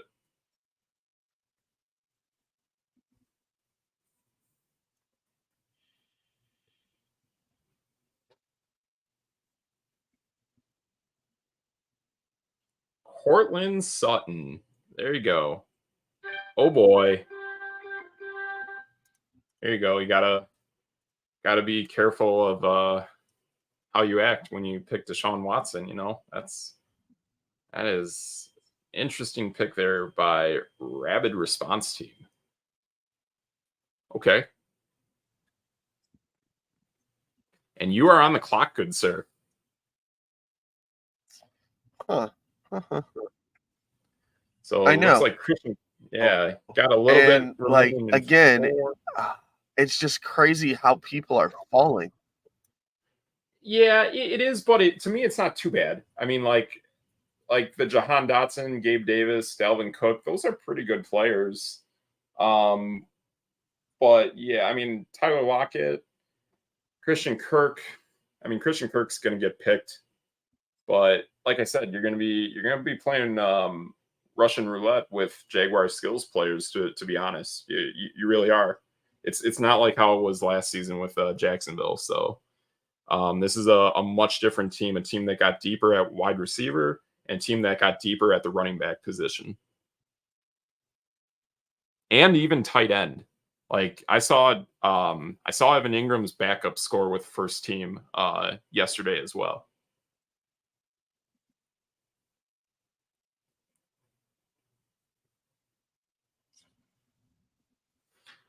Okay. All right. I'm taking her. There you go. Oh, I got sniped. Just in case if he explodes. Yes. So I just got sniped by Carlos. Got fryer move? Yep, I figured. Yep, by Bear Force 1. So that changes my game plan. Uh-huh.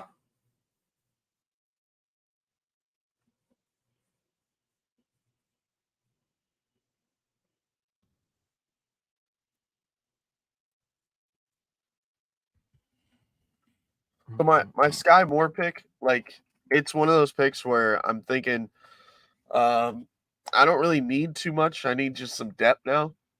Yeah. And if one of my guys explodes, I can trade a guy, maybe get better running back or a better player somewhere else. And yeah, I don't know. It's just one of those things. Yeah, I gotcha. Because who knows who's going to be the top pass catcher out there with Kansas City. So yes. And again, yes, you kind of talked me out of the Christian Kirk pick. Not gonna lie to you. Okay. Yeah. No, I'm kind of glad to help out. But yeah, I mean, he's out there, and yeah, I mean, I thought Kirk really stepped up to become like the number one wide receiver, but it just didn't. It's the fact that he's a slot guy, and now Calvin Ridley's there. It's just a lot of mouths to feed, so it gets really interesting now. So yeah, so now things do get interesting. They get interesting for my team as well. So now at this point in round 6, no debate sports in the 6th round of our 2023 draft selects from the University of California, Berkeley. We are going with quarterback Jared Goff.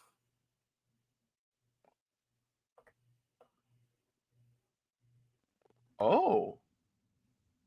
Yep. There we go.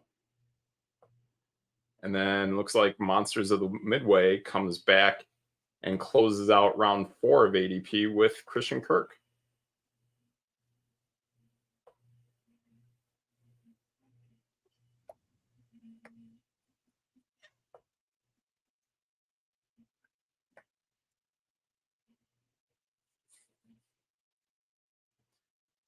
So we are through 6 rounds, and I have been sniped twice, and I have avoided snipes 4 times.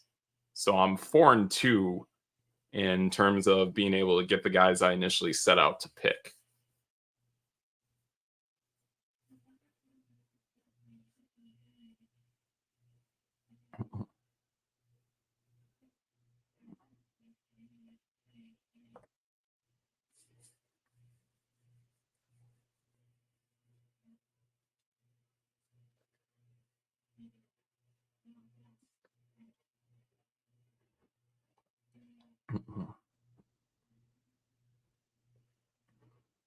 Got any game plans for who you got coming up here in a bit, Triggs?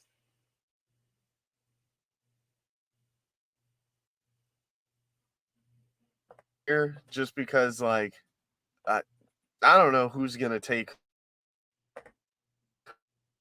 who anymore next. Like, it's just right, just randomness. I'm surprised a kicker hasn't gone yet. So I'm just blown away. Oh yeah. Yeah, I like it. Grady's got some sneaky, savvy picks going on here. Start trying out some It's stuff. pretty interesting. And with that, all of round 4 Savvy. is I officially don't closed think they're out. sneaky or savvy. Oh, okay, that's fair. That's fair. So round 4 is closed out. We are with 3 guys remaining in round 5. And now it looks like Brandon Cooks is off the board from Dallas. Trying to find him on the cheat sheet. Don't know if you see him, Triggs. Um, where is Brandon Cooks?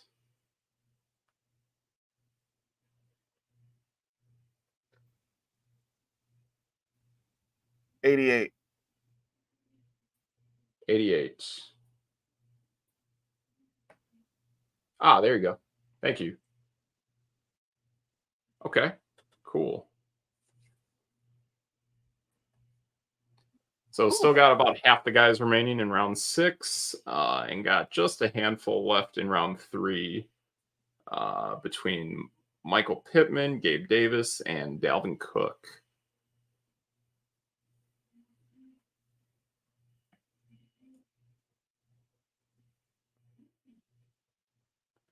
And there you go. There he is off the board. Dalvin Cook. Pretty high bona fide value. He's up there with your guy, Triggs, Miles Sanders from last year. So it'll be interesting seeing how their bona fide values change throughout the year. It's a pretty good value they got. I mean, it's not 2 standard deviations, but I'd say 1.3 is still pretty solid.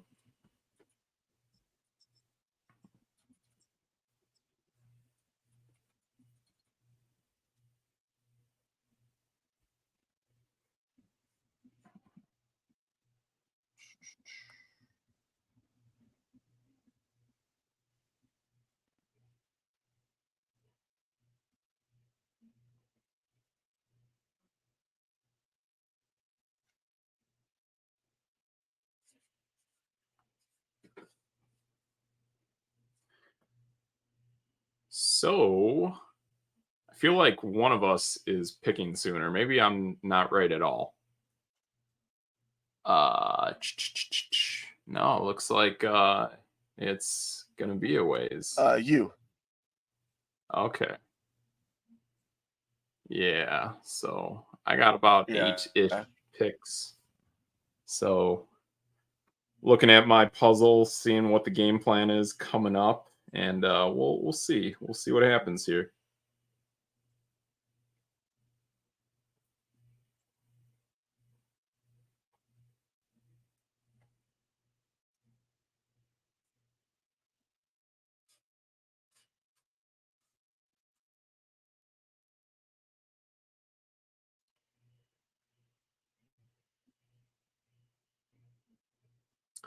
And Los Pollos Hermanos, I think they're going to get auto picked here. Oh, wow. I just got sniped from way downtown. Holy smokes.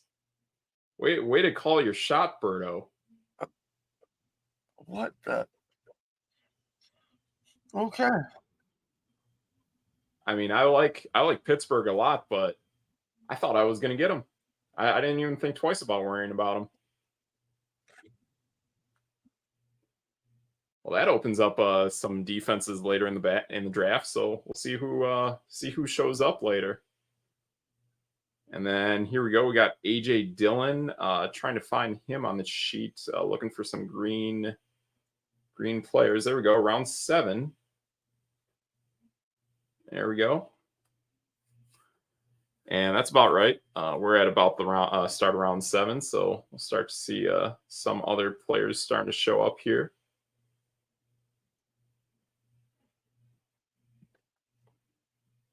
So it looks like still got a little bit of guys left in round 5.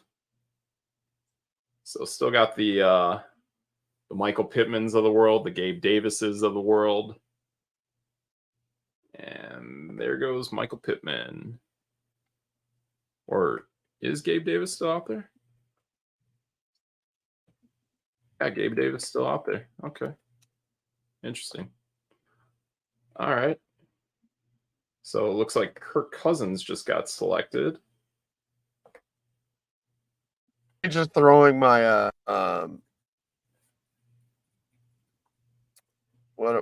what's the word I'm looking for? I'm basically throwing my puzzle out the window. Oh no! That hurts. It hurts me just a little bit inside, Triggs. I was really hoping your puzzle would kick some butt. Oh, that that was my next pick right there. So sweet. Ah. Okay. So you were looking at Cole And I Kmet? was gonna take him 2 rounds early. So that's I was. Remember he was a part of my Gotcha. tight end video that I put Yes. out. And Yes. I mean the guy wasn't supposed to go and still got sniped. Right. Right. Absolutely.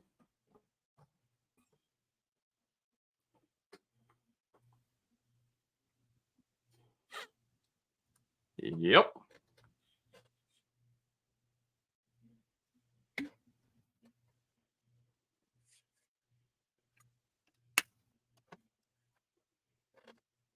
Where am I here?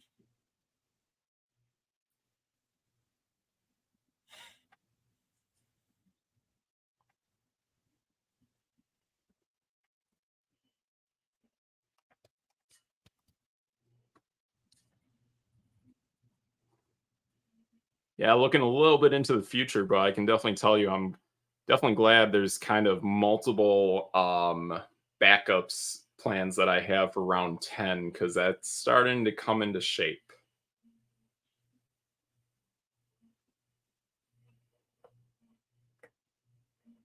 And there we go. David Well, yeah. Njoku is, I mean,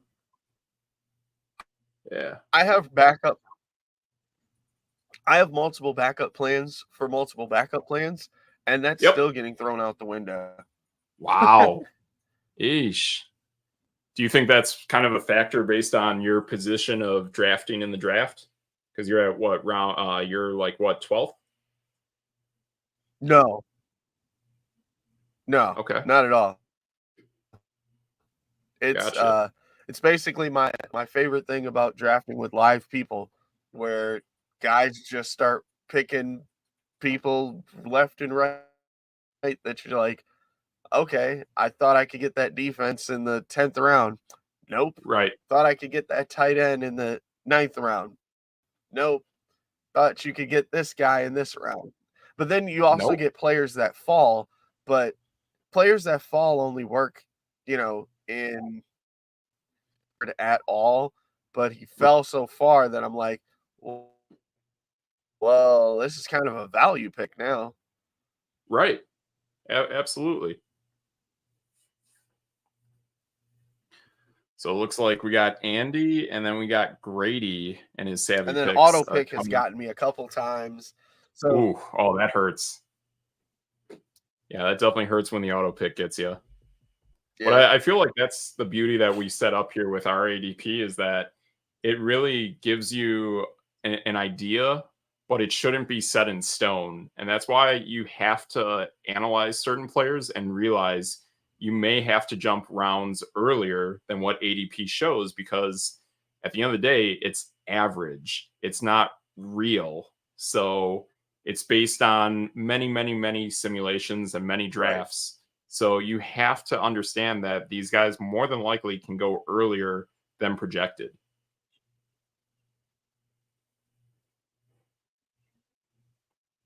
Right. I mean, that's why I jumped up to take Fields when I did, but at the same time, it's like, oh my gosh, like you you can't think that someone's rounds early every single time because then you literally just can't draft your guys. You know what I mean? Right. Exactly. No, that's totally totally true.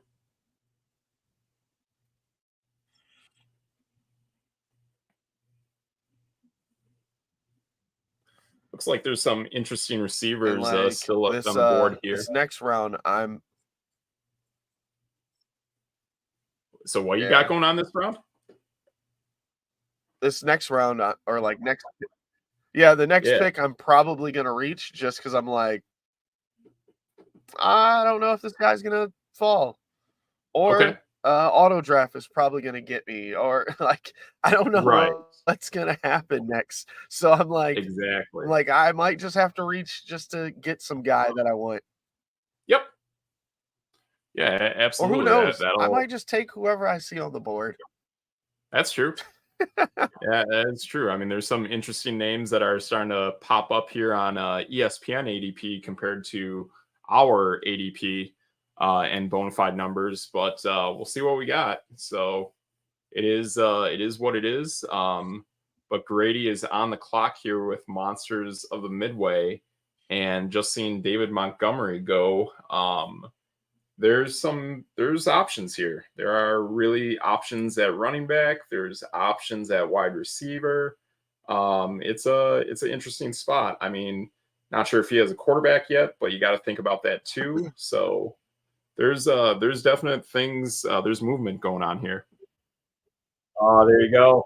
Got to stick to the team, and he goes with his guy Darnell Mooney with the Chicago Bears. And there he is. So he is a round 9 player. Just saw him. Yep. There we go. All right. So looks like I am on the clock here. And at this point, I am now moving into round number 10 with my guy. So I'm the second person to reach in round 10. And with my 7th overall pick of the 2023 No Debate Sports Draft, Dr. Teeth and the Electric Mayhem selects out of We Are Penn State tight end Samuel Laporta.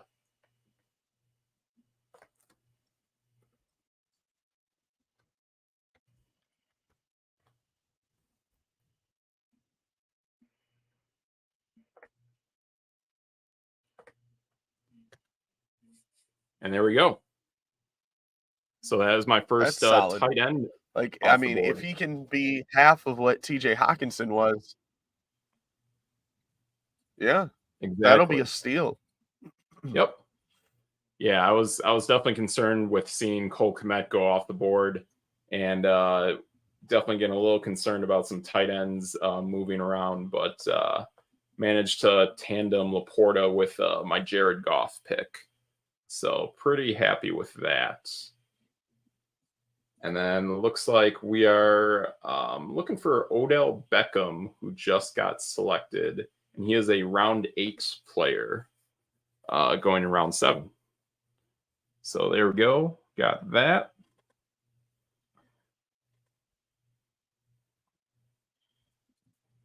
So Sam Laporta was my again part of my Oh, crossing my fingers over here for a sec. okay. Yeah, you got a wild one in Triple G, and then you got a auto pick coming at you hot and heavy. So yeah, that definitely makes you nervous, man. I get it. I was feeling it the last few picks before I got Laporta. Excuse me, before I got Laporta.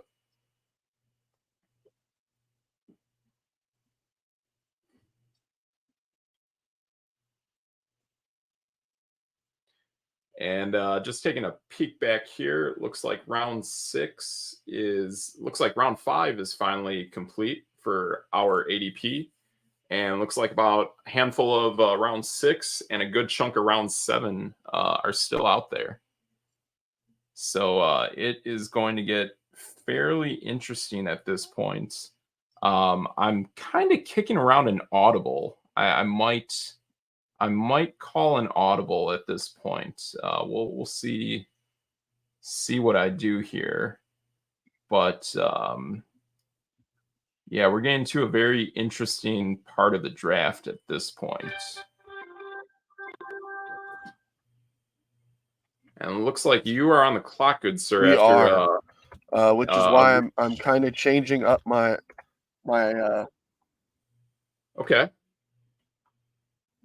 So we got a Buffalo Bills. We got a Jackson Smith and Jigba I am going no here. longer on the clock because I Uh-oh. just picked my boy Khalil Herbert from the Nice. Chicago Bears.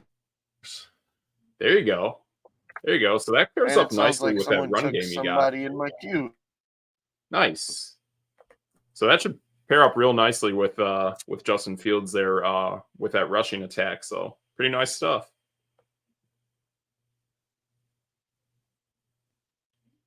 And now we got Dalton Schultz, who now plays So guess for what? the Another Houston tight end just got reached for. Yeah. Yeah. I mean, those tight ends, I mean, people are Yep. wanting to get the guys they want. He was my next pick. Oh. Wow. Wow. Okay. Okay. Interesting. I don't want to share too much. I've but, been sitting on tight end for like.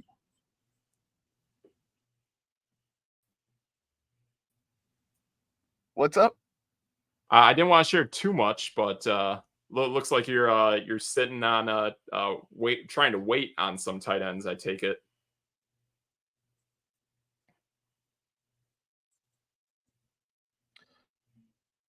I was, because the tight end I wanted got picked super early, and then I was like, okay, I can wait on tight end, and clearly no, that's not an option at all. No more tight ends. Gotcha. We're just gonna throw tight ends off the board. Gotcha. Interesting. It's not even a pick anymore. Yeah. Yeah.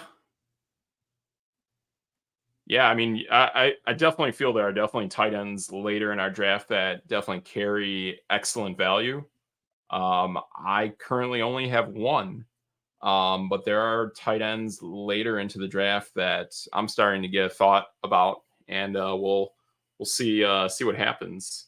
And here we go. We got some Mike can't guard Mike Thomas action going on here. So there you go. Looks like we're almost filled up with round 6. Looks like there's just a couple guys left here. So this is getting a little interesting here with what's going on.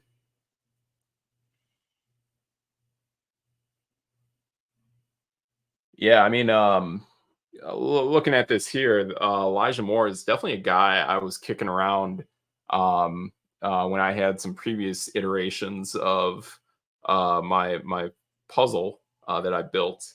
So we'll see what happens here. There's a lot of movement going on. All right, looks like we got Jamal Williams, Saints running back. I feel like is he a little bit further back? No. Oh, okay, there he is, round 7. Jeez, there you Louise. Go. They're taking more of your tight ends. You know what? I'm just picking every tight end on the board. This is malarkey. This is malarkey. Yeah, you really got I think people are watching. I feel like people are watching our live stream just listening to me BS about tight ends, and now they're taking all of them. Yes, and I feel like they're simulcasting our previous videos and seeing what were the previous videos of guys that we wanted.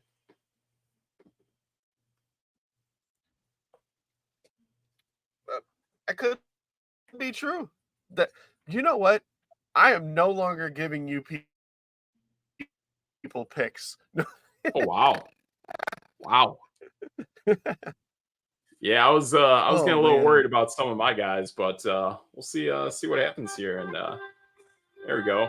Okay, so that's solid. Looks like you're back. Got some What pretty do I good do picks now? that we just made too. I am.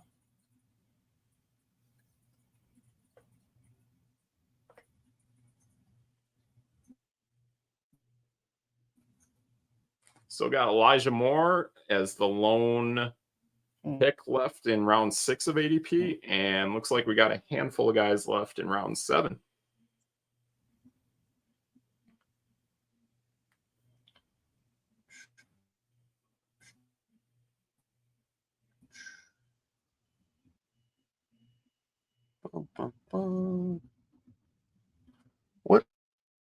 round am I in here? Jeez.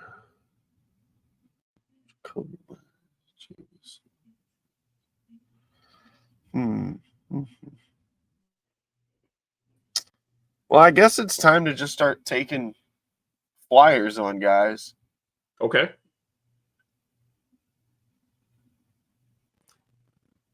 I still think we're far away from that, but that's me. Hey, I'm gonna steal one of yours here. Uh-oh. Uh-oh. Oh, so out of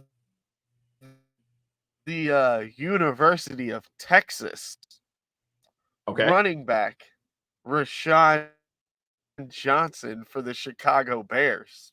There you go. There you go. Way to get your Take that. handcuff. I like it. I don't think anybody was ever gonna go for it, but That's a heck of a player. exactly. Scary. There's a lot of auto pick action going on right now. I almost got auto pick. Oy. That's a I little was making quick. so much fun on that pick that I almost didn't hit the button. Yeah, I think I accidentally clicked Jacoby Myers, but okay. All right. Looks like Jacoby Myers Oh is my all goodness. good. So we got that. Yay, there you go. A first kicker way too early. Yeah. So we got that.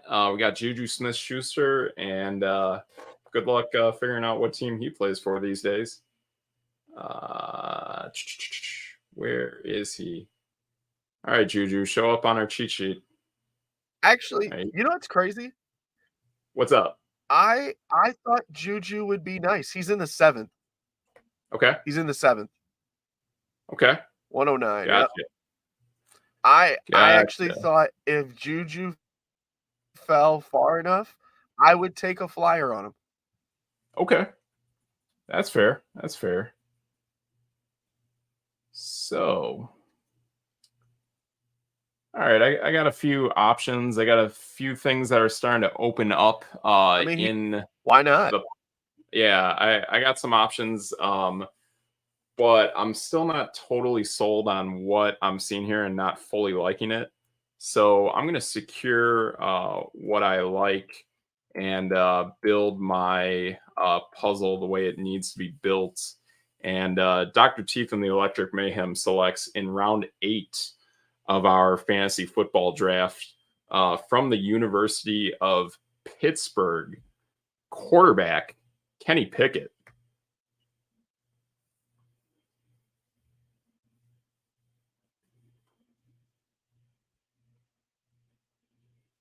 I figured that was going to happen at some point. Yeah, that's a guy I've been talking I up was a just lot. waiting for it. Yeah, and I just don't think I can wait much longer.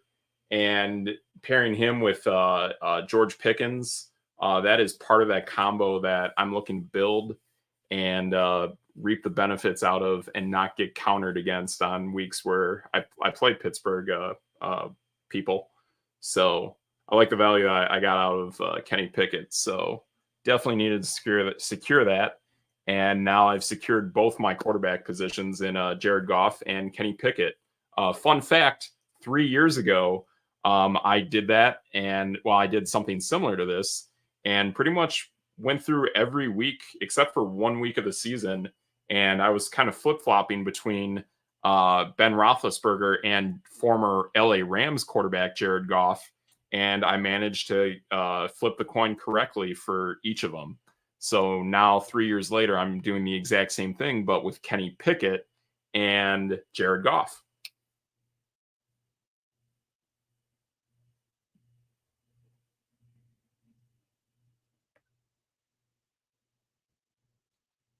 Yeah.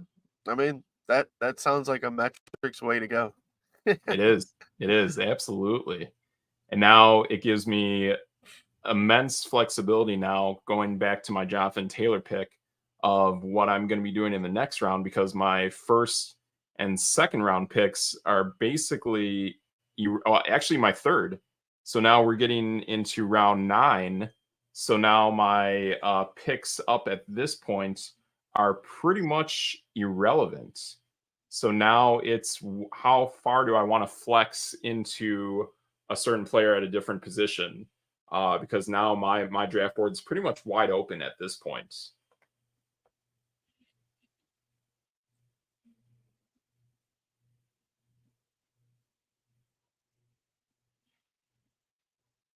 All right, looks like we Yeah, got I mean, Anthony. I'm kind of in a bit of a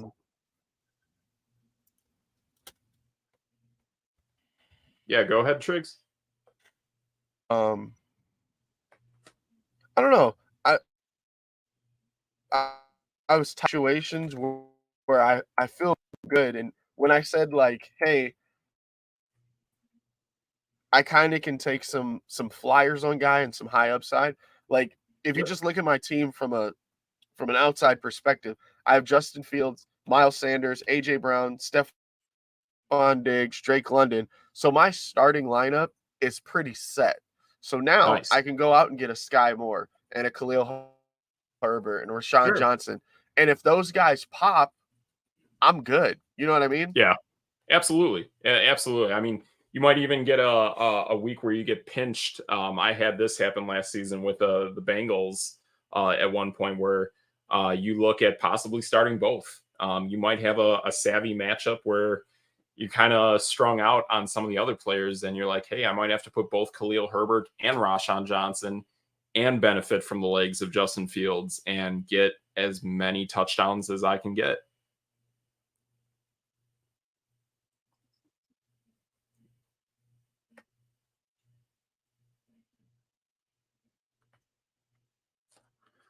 All right, looks like we got some wide receiver action, and looks like we got the first of the Miami Dolphins running backs off the board.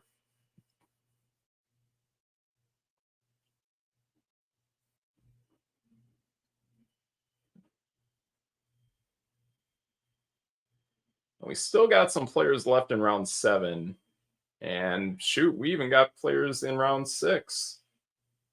Yep, there is still 2 players left via ADP in round 6 for any people thinking about it.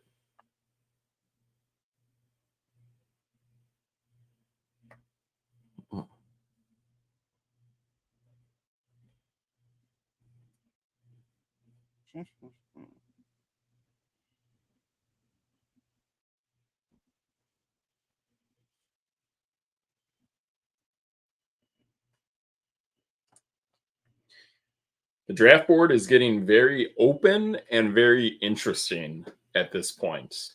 I see it I see it via the ADP, and I can see it via my puzzle. That now I think people definitely are starting to have some flexibility. It could be flexibility. It could be people are kind of scrambling for what do I do with my team at this point.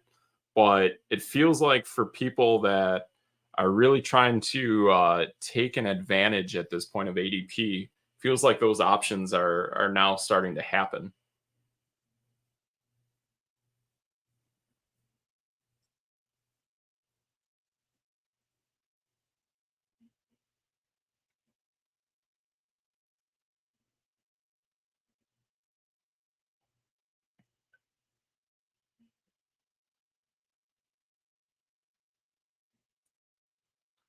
Okay, we got Rashad Penny,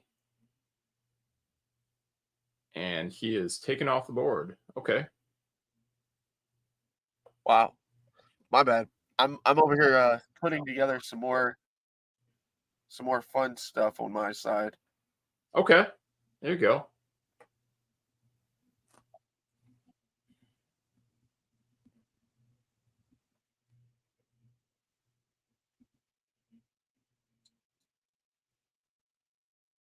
All right. Looks like James is on the clock and he selects Michael Gallup. I think that guy is a little bit further in the list. Yep. Round 11. So here we go. We got our second Yeah, player I from mean, round 11 or third. Okay. So now we're starting to scatter ourselves around the draft here.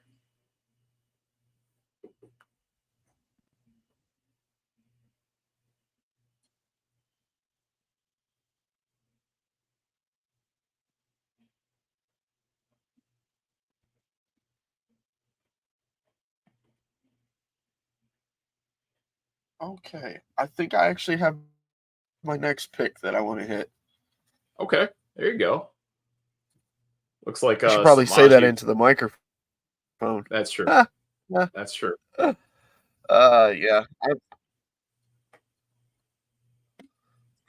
All right, here we go. Round 7 guy, and looks like the Green Bay Packers defense was just selected. As a pretty gutsy pick, considering there's a lot of defenses that are Wow. available. And I just had them on my screen, and then I whizzed right Oh my past them. goodness. So, Kylie, I know that Team USA lost to Lithuania. I mean, it was a big scoring game too. But I actually have not watched that game yet because I've been setting up for this fantasy football draft. Um, and for some of the people that don't know, I am a professional wrestler on the side. Yeah, So I actually was wrestling Friday and Saturday. So I haven't actually got to watch that Team USA game yet. nice. Yeah, glad to see she's back here watching us. So yeah, welcome back.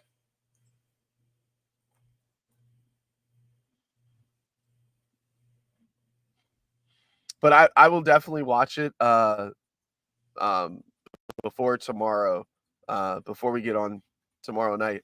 I'm probably gonna watch it in the morning because I have no idea how late we're gonna be doing this since we're Yeah, only in right. round 9. Um, Yeah. and then yeah, I'll probably be able to tell you more about defensive uh, adjustments. Yep. I'm assuming that they got beat up on the inside like they always do, and Jaren Jackson just shouldn't play center. Oh, okay.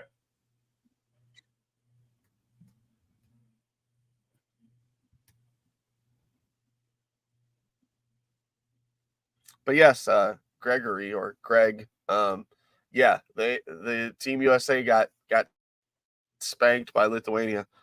Anthony Edwards, I Hey, think, had like 35 or something like that. hey, Greg, you're on the clock. Make your pick, pal. Geno Smith just went off the board. Yeah, he did. But chop, chop, Greg. Here we go.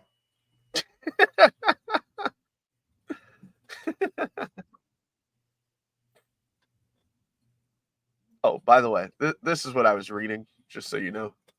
Okay. Oh, there we go. All that for Antonio Gibson.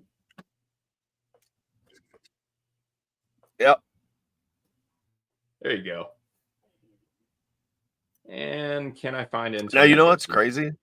Yeah, what you got? So I had Yep. Washington on my do not touch list, right?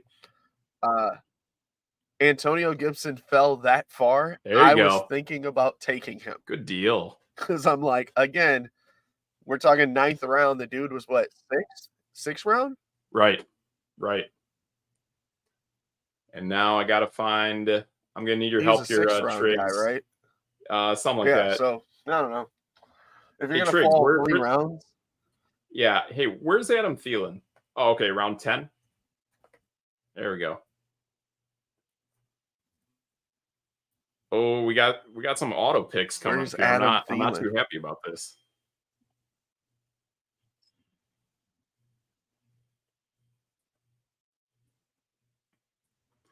Not too happy about these auto picks.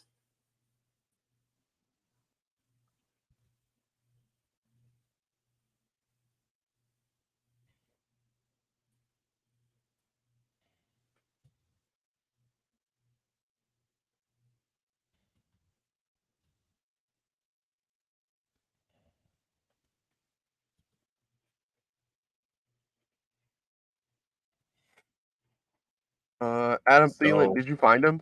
Yep, you found him. yeah, round 10. Yep. So some interesting stuff going on with ADP. I mean, like round 9. I mean, there's Elijah Mitchell stuff going on. So if you're the Christian McCaffrey owner, you're kind of thinking, what's going on around here, you know? So I would think if I were them, I would have tried to handcuff Elijah Mitchell at this point. That's kind of the mindset I got here. Looks like Kenneth Gainwell is out there. He's more of the backup than Rashad Penny is. So, all right, let's start checking some boxes off here. So it looks like Zach Charbonnet. I saw him in round 7. And then there you go, Elijah Mitchell getting taken off the board. So that could be a snipe to the Christian McCaffrey owner. So, hey, you know it, Wayne. You can read me like a book, just like Triggs. You are understanding my puzzle and the grand design and the beauty of going into a draft with a puzzle and being a little shifty and having some audibles and some openness when you can work your way through your draft. So that is exactly what's going on here, and we can work our way to the. We can close out the 6th round here because there's no way I'm just letting this guy stay on the board for any much longer. He's been on the board way too long.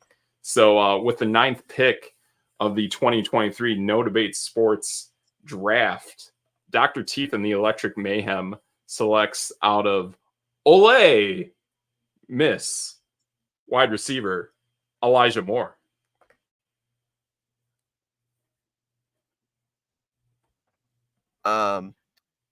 Just to give you a heads up, if you noticed, he did not mention that there were any people less. He was hiding Elijah Moore, just so you guys know. I saw that. Yes. I did get a little sneaky there because I had to, and just saying it was fair game. The guy's been out there. Yeah. So there was no way we're sliding this fancy slider bar for people watching. There was no chance I was sliding that back to round 6 at this point, being only 2 picks away. So come on, guys. Come on. All right. Well, I need some help here. Where is Ezekiel Elliott? So yeah, since you did that, the guy after Ezekiel Elliott, I cannot pronounce his name. I actually have to make my pick. Give me 1 second. Oh, okay, I gotcha. Okay, I found these guys. We're good. Yeah, I'm all up to date, Triggs. If you need anything, now that I got Elijah Moore, I'm more than willing to help. I'm still in my flyer mode. Okay. And somebody's got to catch the ball in Houston, so I took Nico Collins. I like it, man. I like it. So we got Nico Collins, and looking at Dallas. There you go. That's a pretty savvy pick. Romeo Doubs just went off the board. Good pick. Yeah. I mean, yeah. Now Wayne is definitely like definitely kind of has some sixth sense of like whatever they did in the Cold War, where like they would go into like people's minds and do dream reading stuff. Because at one point in my iteration, I had Romeo Doubs in the exact same round as a backup plan for Elijah Moore. So yeah, we're definitely thinking along the same mindset there, Wayne. And I know when it comes to if you have a chance, look at PFF's 2023 preseason data, and you can see that when it comes to the wide receivers, Romeo Doubs had one of the best separations out there. There was an article that pointed out that his separation amongst all wide receivers was the greatest at about like 3.5 yards before the nearest defender. And that would have ranked number 1 in the entire NFL last season. And we know Jordan Love has really big chemistry with Romeo Doubs over any other receiver on the Packers. It's kind of looking like Love wants to go to Doubs, then Musgrave, then Watson, and then Jaden Reed when it comes to the targets that are not running backs. So that's kind of the way the hierarchy is starting to like shape up and how we're understanding that offense. So pretty awesome pick there.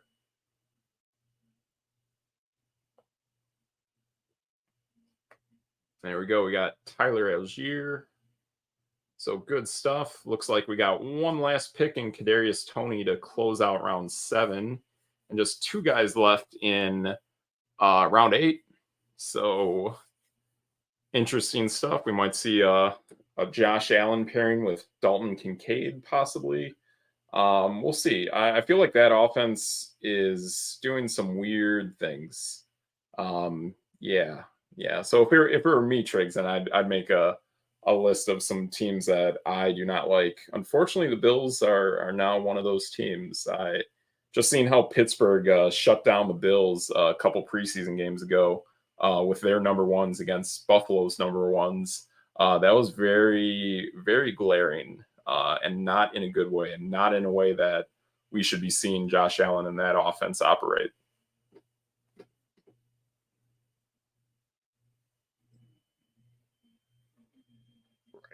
Yeah, I mean, I'm not really a big fan of anybody there except Stefon Diggs. Yeah, So and I wonder too. Like, I think that's more of a slap in the face of what's his name. He's a former quarterback. He stunk. But their current offensive coordinator for the Bills is not a good offensive coordinator, and it showed when he just lost his cool and just exploded within the booth. And Brian Dable is just leaps and bounds better than him. So that's kind of where we're going with this. And I think they probably need to look at moving on from that offensive coordinator if things don't go right like they should this season. So yeah, I mean, I was saying a while back that I think they probably should have fired Sean McDermott and should have hired Sean Payton. I know that's a heck of a move and it takes a lot of balls to do that thing, but you got to have some cojones, and I think that's what it takes. They need to find an offensive-minded coach, and they do not have it with what's going on up there, and they can easily take a step back this year in that division.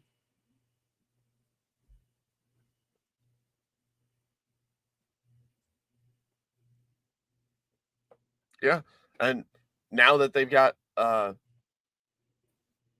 Miami's up, not saying they're going to miss the playoffs. It's Right? not out of the question. Yeah. Yeah, I mean, I think we get at least one surprise team that we thought was like a slam dunk to make the playoffs in the AFC that will not make the playoffs at all in the AFC. Um, I don't know, like it's kind of hard for me to say Buffalo. I kind of get a feeling it might be Cincinnati. But a little preview of our show for tomorrow, guys. We're definitely making some divisional picks. I'll be hitting up the casino in the next few days and placing a few shekels on some multi-divisional parlays. So that's some of the action we got going on here at No Debate Sports. Feel like we got a lot of auto picks triggering right now. Pick. Do you know the difference between the NFL and rugby? Spandex.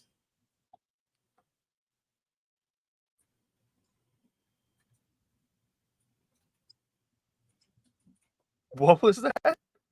Spandex. It's all spandex. Some guys wear them, and then in the NFL, they're all like suited up.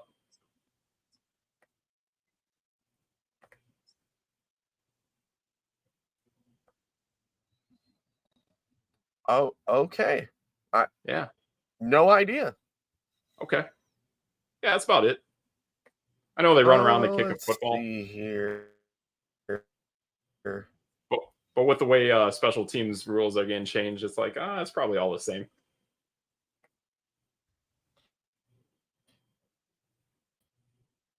I'm taking Jamison Williams.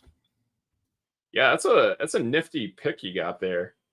And boy, just man, these people really like picking defenses that I thought would fall to me, and they are not falling to me at all. So what's up with that? And it looks like Harrison Butt Kicker. Nope. There you go. So honestly, Kylie, I'm not really sure the difference in the NFL and rugby. I've watched rugby, but you know what? I will do some research on that, and I'll figure that out. Actually, when you see rugby on like on TV or something, it's actually a really good watch.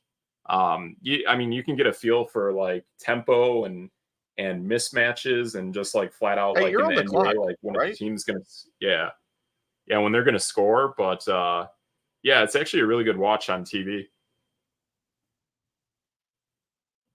Okay.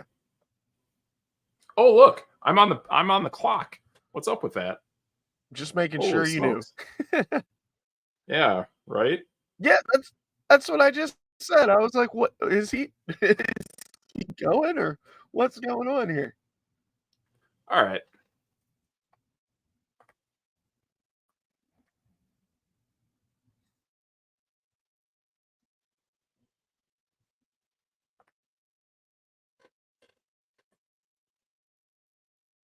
All right. So a little bit of a reach, but got to secure it. So with the 10th round pick of the 2023 No Debate Sports Draft, Dr. Teeth and the Electric Mayhem selects from Kansas State running back Deuce Vaughn.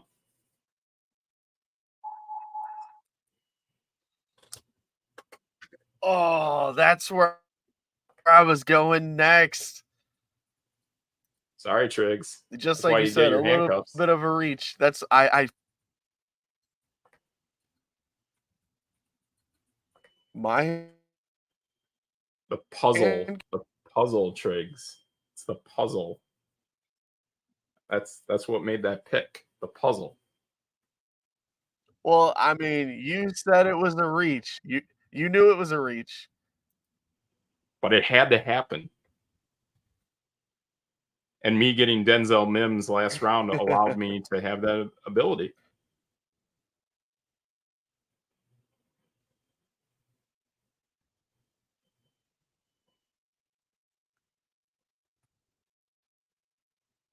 Uh-huh. Okay.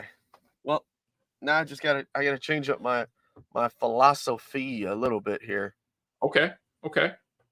Hey, there we go. We closed out round 7, Triggs, with ADP of Kadarius Toney finally working his way off the board. How about that? Nice. There we go. That's 7 rounds of ADP in the books. And only one He was one left of those in guys round 8.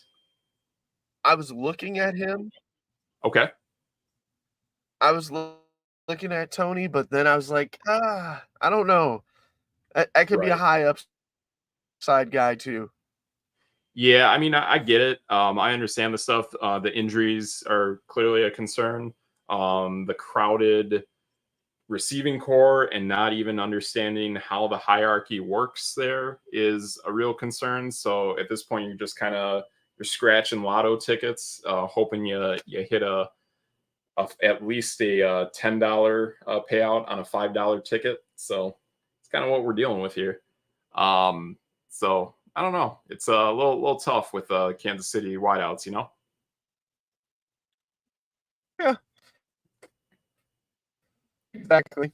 That's why I got Sky Mm. Moore earlier. I actually think Sky Moore's probably got the best upside of those guys. Right. Absolutely. Yeah, I got you. Yep.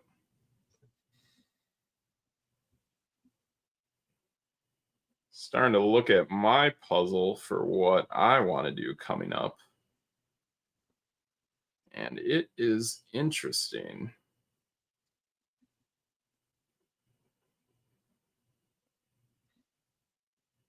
Yeah, I'm kind of getting into this like how I don't know how I'm gonna make this work, but I'm gonna make it work. Okay.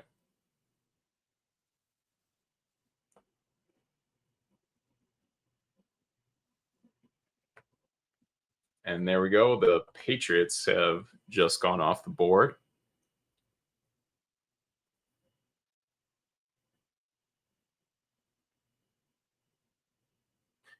Hey, good thing here though, In that Triggs. division We with don't all that have auto. There are not really any auto picks coming up anytime soon. So I don't know. I think I'm the next one between the two of us to pick, but at least that kind of takes that out of the factor, you know.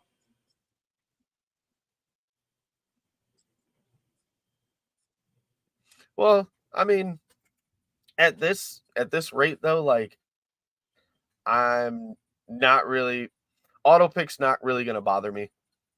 Okay.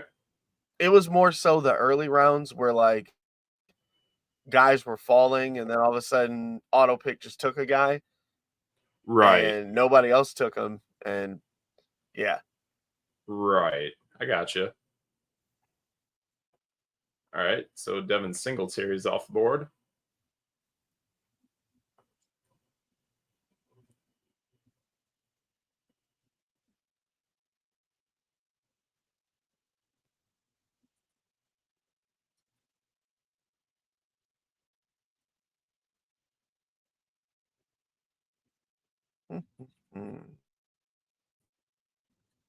Oh, Think what do we got? I think Alan Lazard is later still low. rounds here. Yeah. Okay. Looks like we got some more kicking action. I think, yeah, actually, that was a kicker I had on my fantasy puzzle.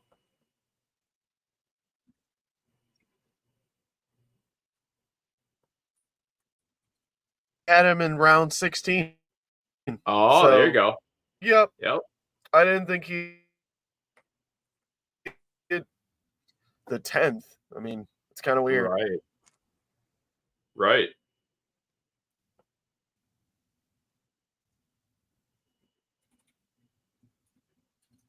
But who am I? Exactly.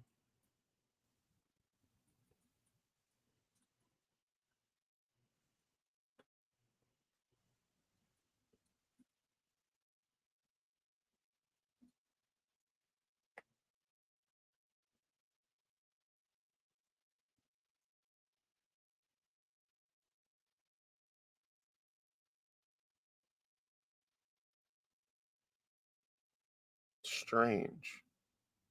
Mm-hmm. Yeah, now it kind of feels like things are kind of Word already. closing up again, but still kind of open, like kind of interesting of what's going on out there.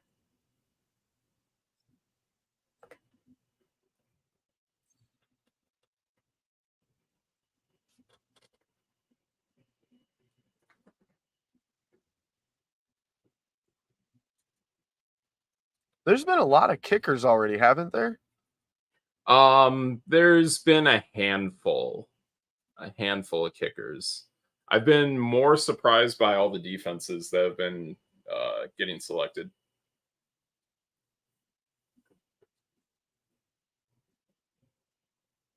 I like Tyler Higbee. That's a really good pick.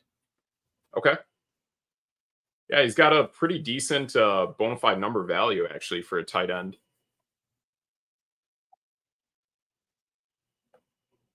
He does. And he was on my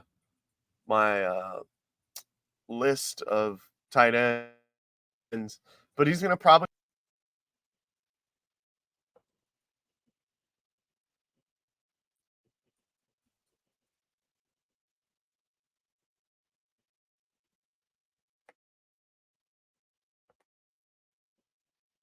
Okay.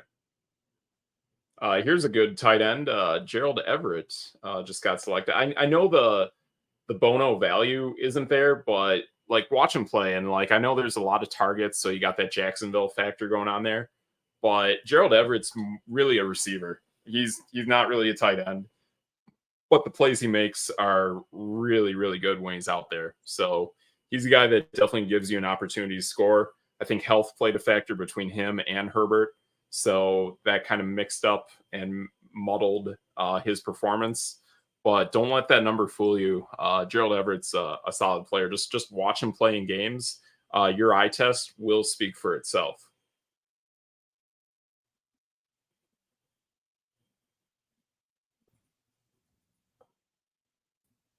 the only thing that scares me is his target share with all the guys around there with Mike Williams and Keenan Allen and Austin Yeah, and Quentin Eckler, Johnson. and So just he's a probably got the build it's a tough of Quentin. situation to be in.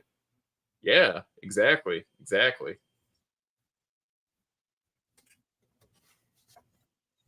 Yeah, I'm definitely with you on that. I'm definitely seeing more of the mindset of being on teams that really like have a low distribution of shares to go around on the upper end. So like teams like kind of like Cleveland or teams like New Orleans, those are teams that you can get some good value out of the players that really contribute to that offense. All right, where is JMac? Yeah, that JMac makes is sense. one. I don't know. I'm in a situation. There he is. Oh, looks like I marked him already. Okay. He's early. Yeah. Yeah, round 8. Must have accidentally clicked it.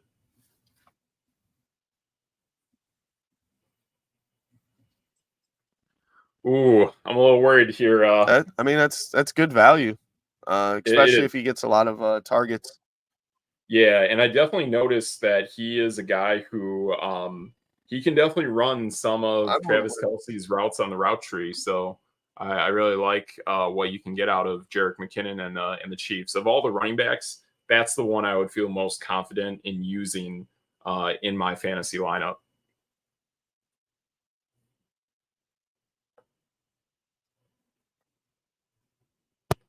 All right, so Bill's kicker goes off the board. I I know there's a lot of kickers being chosen, but I feel like I mean I haven't drafted a Yeah, kicker. I don't think you have Triggs. It just feels like hey, it just makes life easier on us because we know at the end of our draft we know the kickers we're rolling around in our brain we're gonna get, and also the players we're thinking about getting now. This is where people yeah, not that's kind selecting of how kickers. I'm feeling. Yeah, like we're gonna pounce on this. We're going to take advantage of those missteps because really a kicker truly has no value.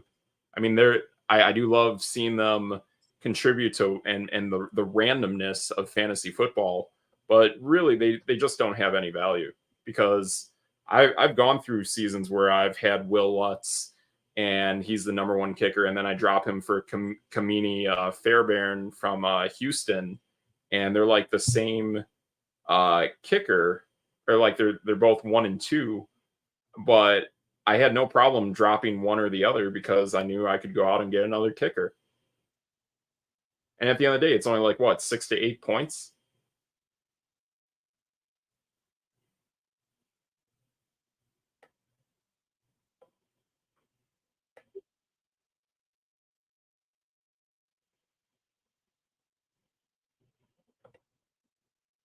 All right, all right. This is where things are getting a little bit interesting in the draft, and I feel like I can't keep letting these things go by. And I've already been sniped at this position way too many times tonight. So I think I have to finally call my shot on it, even though it's a little earlier than I wanted to. But I think I can flex my muscle and come back to these rounds a little bit easier, like we're seeing other guys. So we're gonna check off Kyler Murray, and we're gonna put in a name into the text box and see if it shows up. Well, how about that? So with the 11th round pick of the No Debate Sports draft of 2023, Dr. Teeth and the Electric Mayhem selects out of Philadelphia, the Philadelphia Eagles. Fly, Eagles, fly. That's my defense from last year. And I got him. I got him back. Yes. There we go.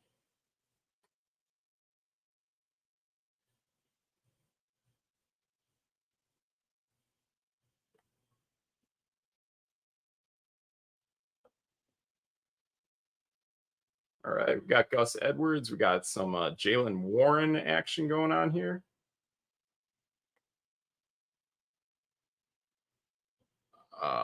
We got an Indianapolis kicker.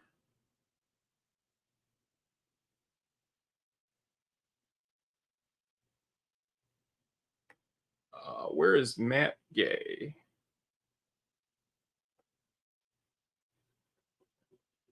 All right, Triggs, is an Indianapolis kicker considered good? I gotta see where they show up on this ADP list. I would think they're good because they're in dome, and we know that offense is going to be a little wonky. So I think that's a pretty savvy kicker, actually.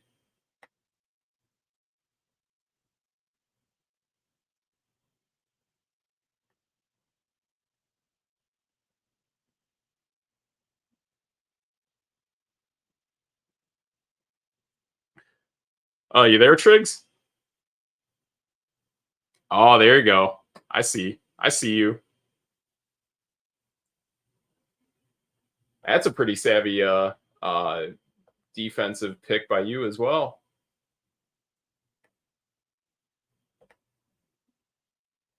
Jacksonville. KJ Osborne. Hope that is for.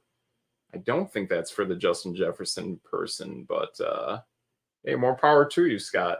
Absolutely.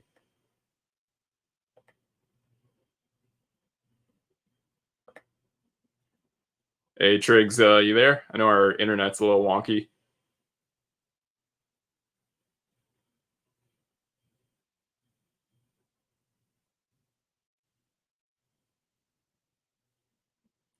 Hey, Triggs, you there? The audio.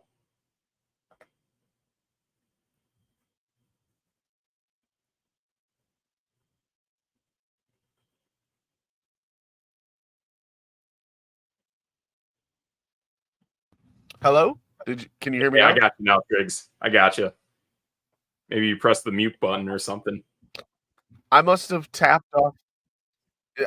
So my microphone, if you accidentally tap the top of it, it goes into mute. And Oh, okay. yeah, I was very Interesting. upset with you, so I could say some swears off the line. Oh, No, okay. Okay. I'm kidding. But Nice. Nice. because you reached a little bit to go get them, so then I had to reach to go get Yes. Jacksonville. Exactly. Wasn't wasn't too bad, but yeah, I'd have Yeah. much rather had Philadelphia's, but it happens.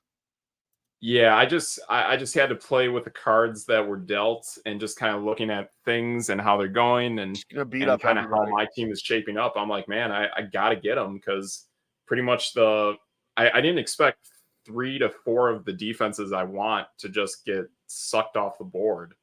That was a surprise. Yeah, this whole draft has been a surprise. Oh yeah, So I'm a bit kind of wonky right now. sure, for sure.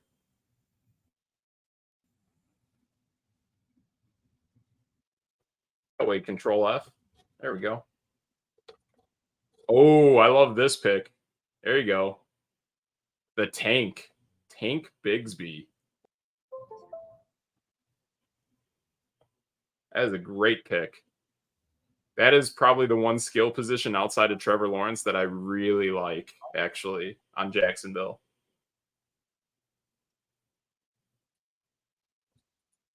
There you go. And round eight's all filled up. Good stuff.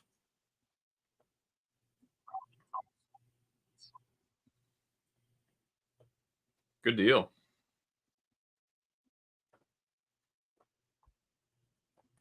I gotta get back to my puzzle because I kind of went off script on this Philadelphia Eagles pick.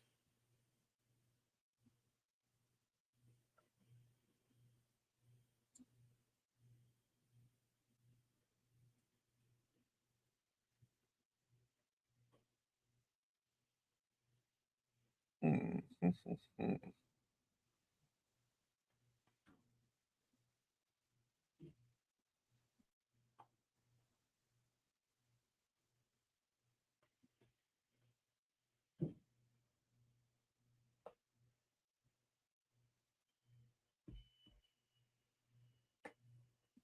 All right, we got a Chargers kicker. Okay.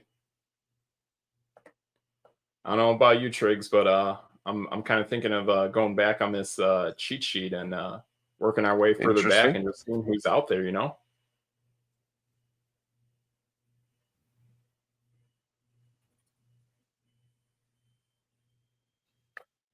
It's starting to look that way. Uh-huh.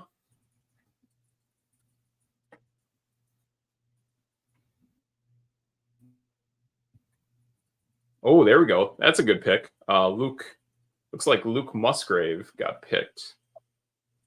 That was a tight end I was kind of kicking around. I ended up taking him off of my cheat sheet or off of my puzzle because of the many targets of Green Bay. So that's kind of where I was with that. But I did have him on my puzzle for quite a while. Yeah.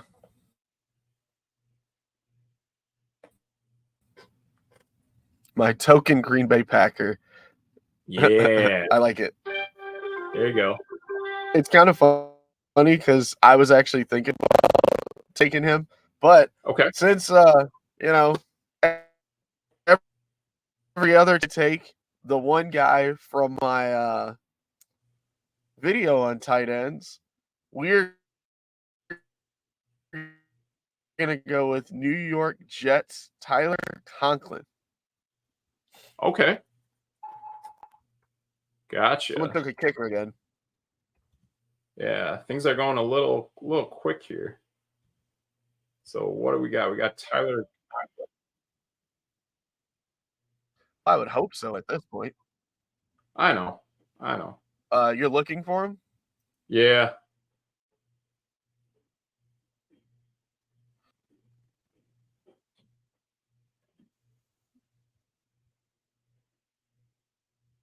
And we got Paris Campbell. We got Younghoe Koo. We got Greg Dulcich. Yeah, I got a lot of things going on around here. But I am on the clock. And it is interesting of who is all out there and who I can play with. And there are some running backs out there too.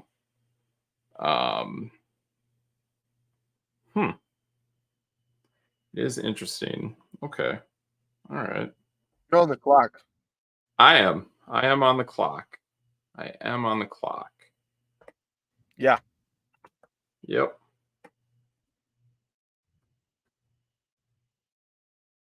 Da, da, da.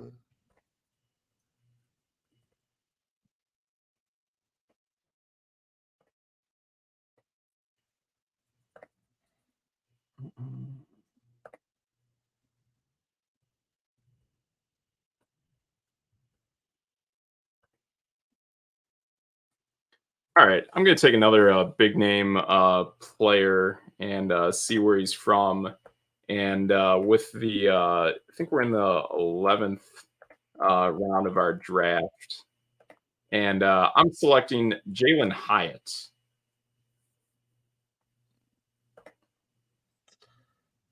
Yep. As a pretty good player. Nice.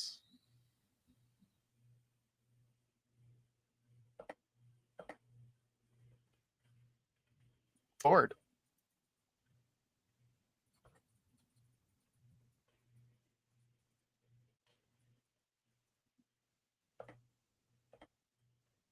I probably should have went after him a little earlier, but whatever. It happens. Exactly.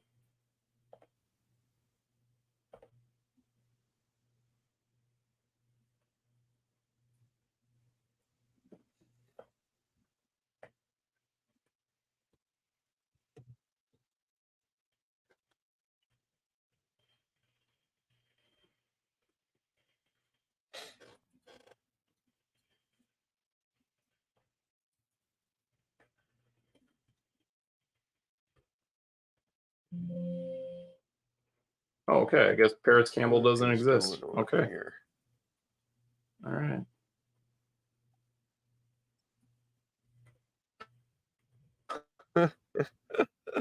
That's funny. Yeah. Yeah. Well. All right. Dulcich. That's good. And what we got? So I got Jalen Hyatt. There we go. Devin A Chain is around here somewhere. Have you seen Devin Uh, A Chain around? Where is he? A Chain? Yeah.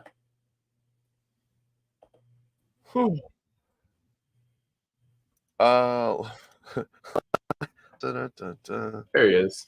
I thought he Okay. was a little earlier. Okay.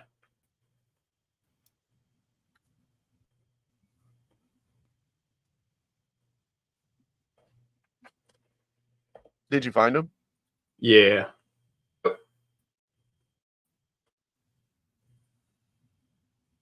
Oh man, S- My someone just guy, took. Jimmy G. Yep. I'll make it real easy. This is how you find Jimmy G. You just type in Jimmy G. There he is. That's how you do it. Boom.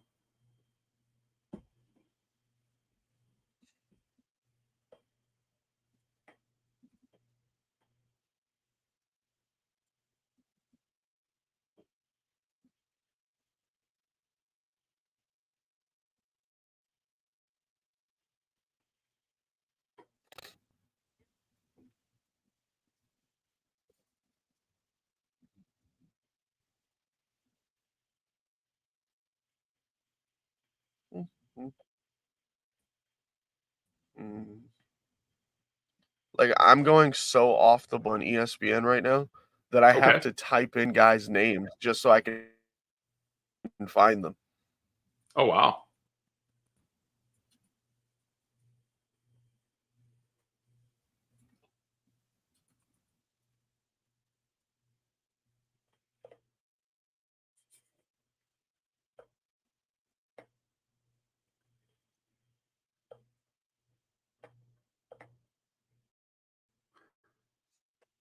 Starting to work my way to our lads That just to guy's gonna be a verify some stash certain away player. charts.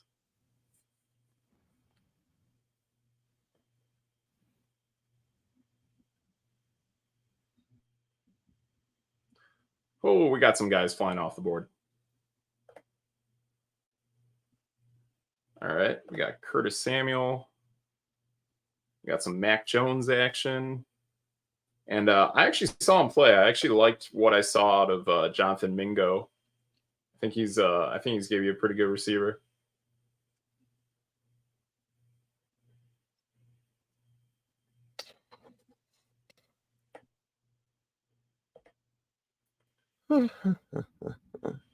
That's funny.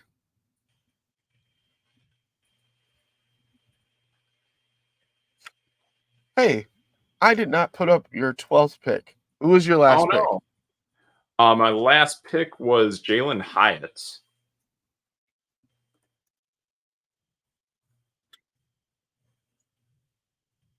Oh, Oh here we yeah, it go. was because I said I wanted Jalen Hyatt. Yes, that makes Yeah. sense.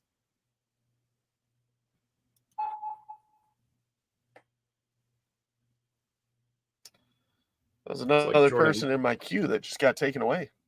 Oh no, that's what I heard. Jaden Reed, Jaden or was it Reed. Jordan Love? Were you looking for your second quarterback? Yeah, I kind of just wanted to Ah, stash him. Huh? gotcha, gotcha. Yeah, yeah. You need that second No, quarterback. Jade. I just wanted to stash Jaden Reed. Oh, okay, okay. Yeah, he's fair. He's No, pretty no, good. no, no. Not Jordan Love. No. Oh, okay, Yeah, I don't want Jordan Love. okay. I mean, Fair enough. don't get me wrong. Jordan Love's nice. He's cool.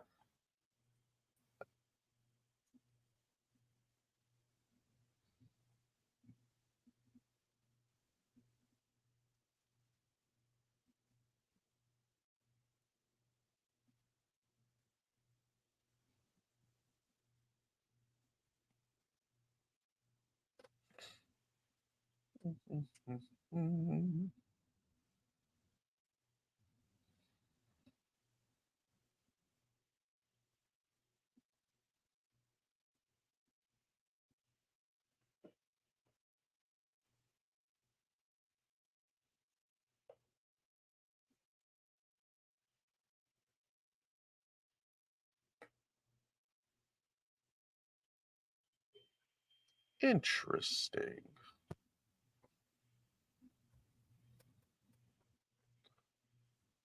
How did that pop up? This draft is starting to drag a little bit now. Yeah, a little bit, just a little bit. But I'm glad we don't have a million people on auto pick. So looks like we're still making some pretty good picks. I would much rather have them auto pick at Yeah. this point. Yeah, I'm still kind of up there with one of my last 4 picks because I pretty much know how I have to build my roster at this point. So it's looking a little interesting.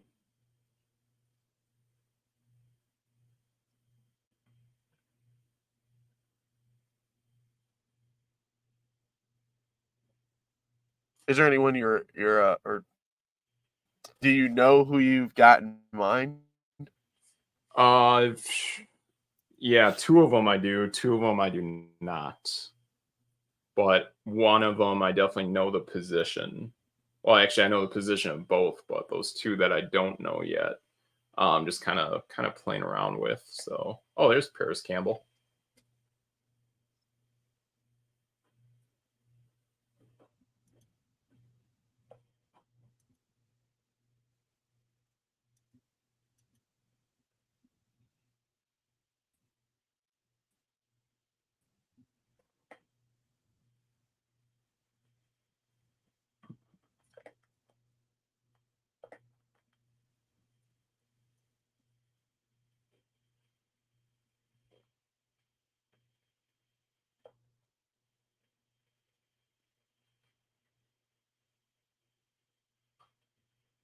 But looks like our ADP is pretty much from round 10 and beyond, so starting to look good.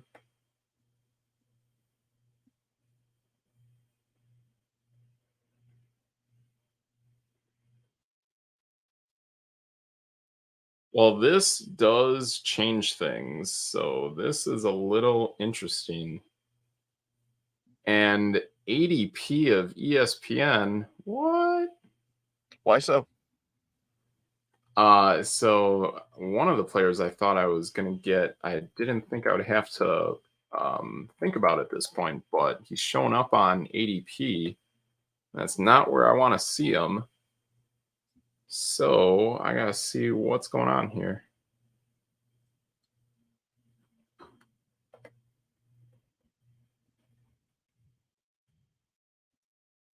Do a little research. Ooh. Hmm. Hmm.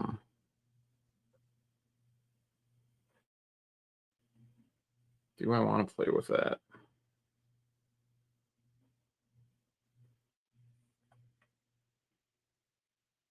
Hmm. Well, if he's hurt, he's hurt. And I'm still going to get an option at getting certain players. So I like that. I think I'm going to have to do the smart choice and go with the handcuff. Should anything happen. Um, so, yeah, we're going to do that. I'm going to select out of the University of Notre Dame in the 13th round of the 2023 No Debate Sports Draft, going with wide receiver Chase Claypool.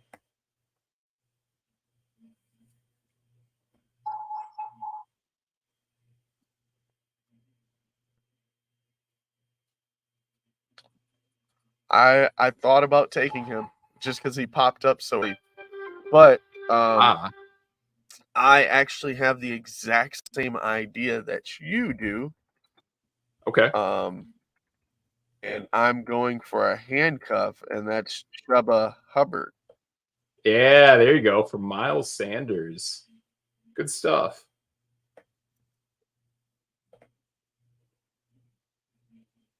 See some Mike Gesicki action going on here. It's weird not seeing that guy in Miami.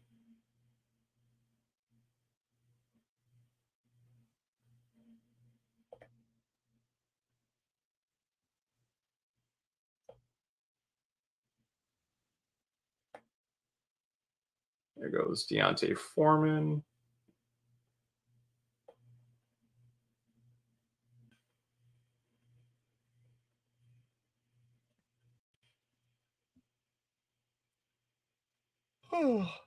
Fun times. Mm-hmm.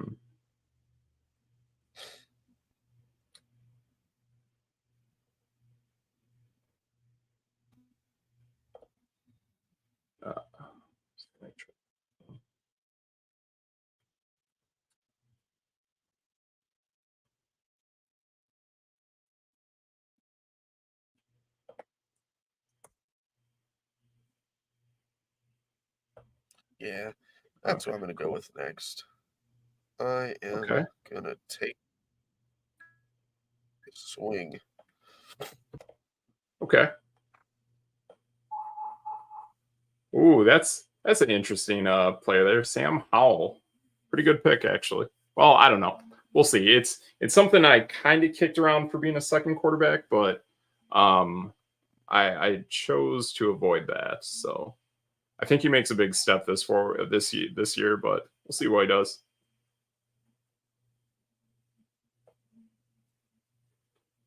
All right, we got I kicked Jaguars. it around to have my second quarterback be Sam Howell too, Okay. just because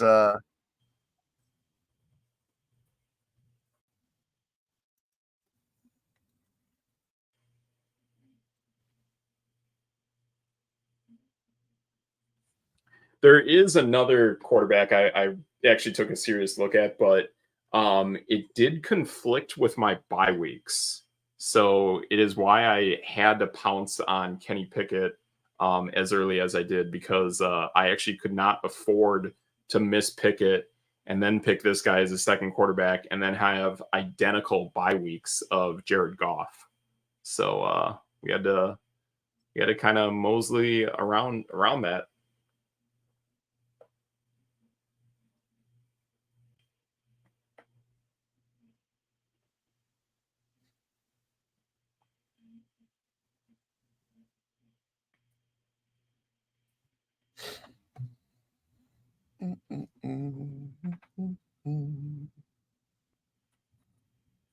how many picks do kick?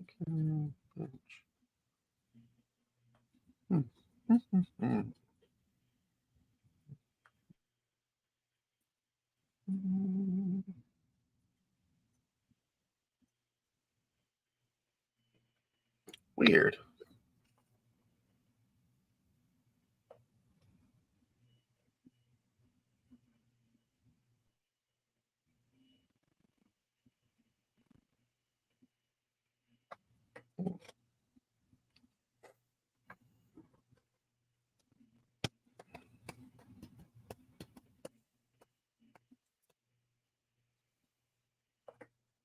Man, I'm not really understanding why some of these late round picks are taking so long. They're in deep. That's a pick I really like. Marvin Mims. He's a guy I actually Like, kicked what around. is going on? That's actually a really good pick right there. Mims. Maybe they're Mims could. recording a live show. Yeah. Mims is a guy I seriously considered. He's going to fight Jerry Jeudy to be the number one receiver on that team as long as Jared Stidham is quarterback. That is a realistic possibility.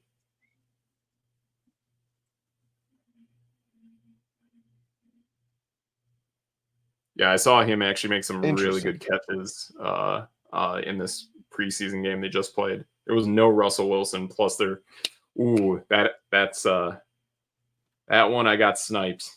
I definitely got sniped on Jake Ferguson.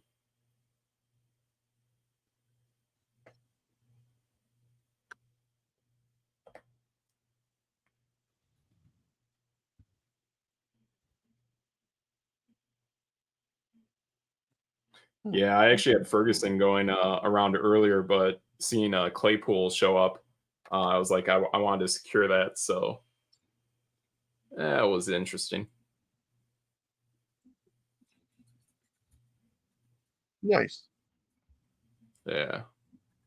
There you go, the Brock Purdy pick. That's That was the one I was kicking around, but bye weeks were conflicting, so I had to be sure to avoid that. Or if someone got Jared Goff, then I could have gone Kenny Pickett and Brock Purdy.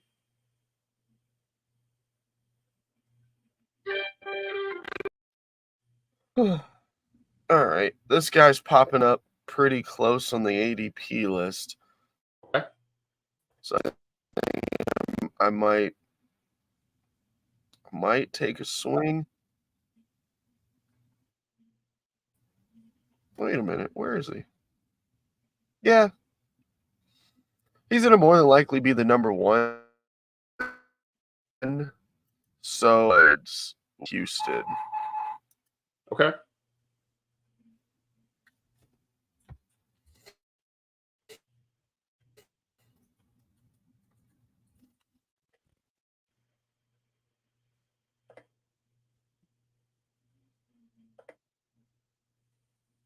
Robert Woods is one of those guys where you kind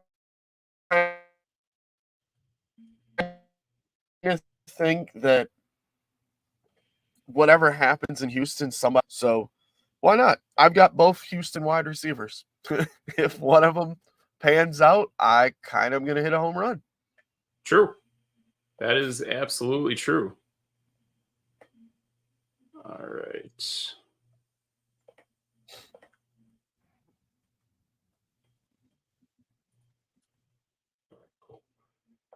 All right. In the 14th round of the 2023 No Debate Sports Draft, Dr.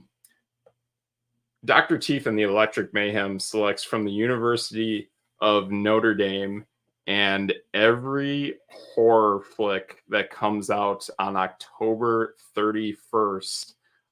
He's my guy. He's a guy you don't want to see if he's outside your house, but yeah, tight end Michael Meyer. That's our guy. I figured. Absolutely. As the second raider I was eyeing for this draft, and got him. A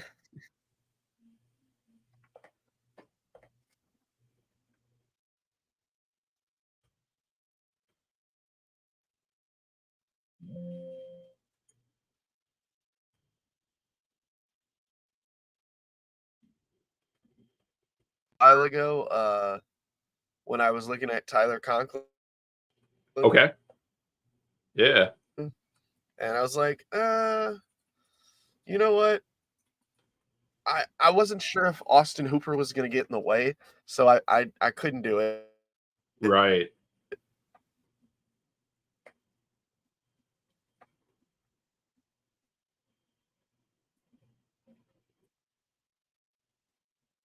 Oh man, what am I going to do here?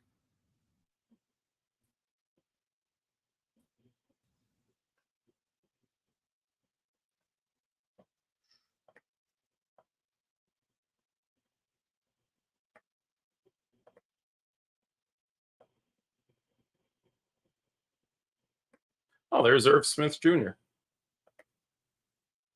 There we go.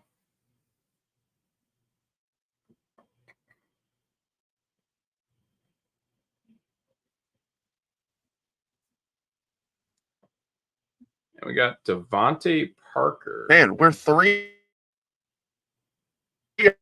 hours in. Nice. This is a battle. This is a It is battle. a battle.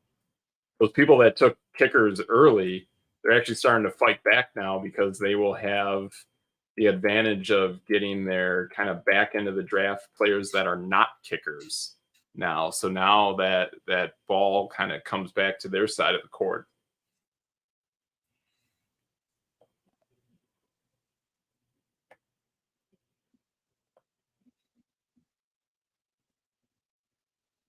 Hey, you didn't check off Chase Claypool up there, by the way. Chase Claypool. Why am I not seeing Claypool? He was just up there wherever you were. There we go. Cool. Yeah, that part of the draft went a little quick.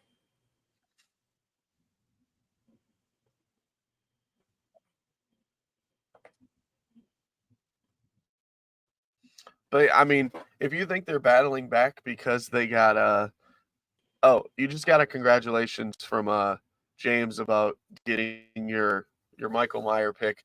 But guys Thank battling you. back, I'm pretty sure most people are like, I don't even care who I get now. Maybe. We'll see. We'll see. I know. But this My draft has definitely brain, felt like a fight for sure. the way my brain, well, I mean, I, I'm not even gonna say it, but the way my brain is working right now, there are two guys that I really, really want, but I only have space for one of them, and I'm like, Okay. oh man, what do I do? Right. I didn't think, I really didn't think both would be here. Yeah. There's literally no reason why they should both be here. Yeah, there's actually quite a few. I mean, like there's yeah, there's some very interesting stuff going on right now with guys that are left. Yeah, because like I can roll the dice on one of these positions that I have coming up, and then I can also well, I also have to take a kicker. I mean, like, man, there's just a lot of options that are still up there on the board. Um, I mean, I definitely feel like I'm kind of paying the price from not getting George Kittle back when. Um, but that's the way I chose to go about my business. So Yep, me it is too. what it is. Me too. Yep. Well, So I mean, it there's wasn't even that it wasn't your choice. right. Uh, because I was trying to get Kittle too. Remember, someone reached really hard for George Kittle, so it wasn't much we could do about that. Yeah. Yeah, that's true. That's true. Yeah, it was a good pick. All right. So now is Cordero Patterson probably the triple option? We'll see. It would have been a good pick, but it's like if you reach that far, then you miss out on something else. You do. You do. Absolutely.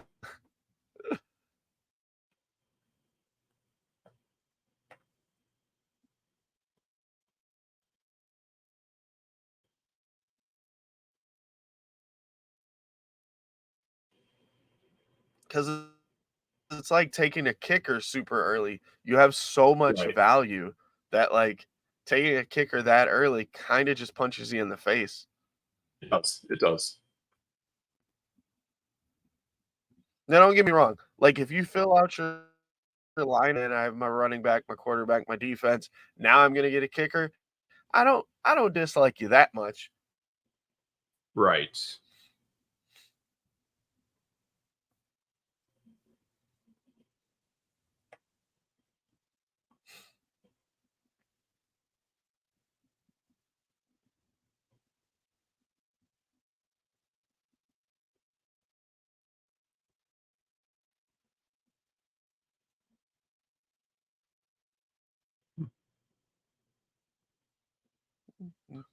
There goes Clyde Edwards Elaire.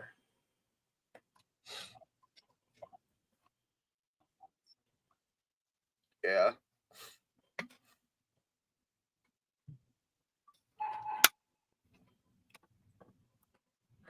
Was that a guy you were thinking again there? Rashi Rice?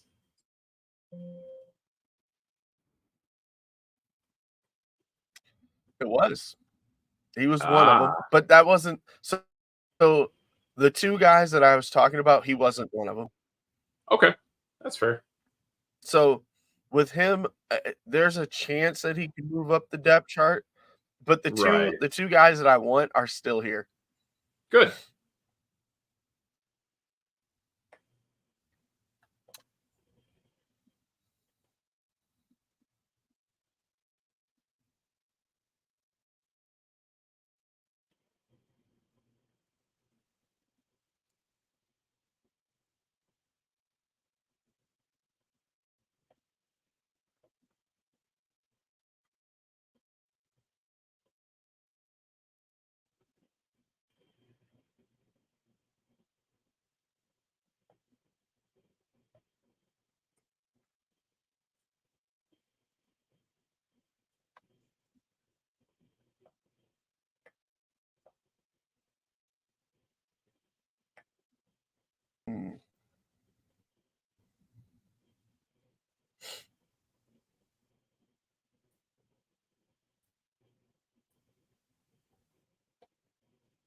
Donovan People-Jones.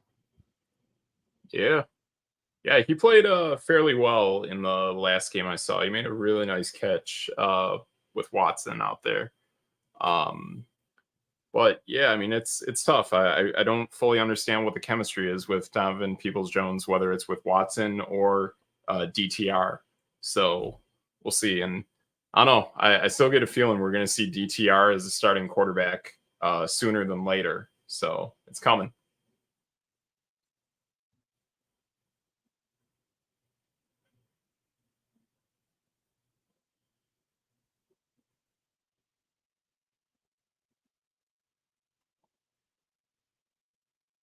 Boy, I am at the point where I am not 100% sure what I want to do with my Might next get an pick. auto draft person here. Yep.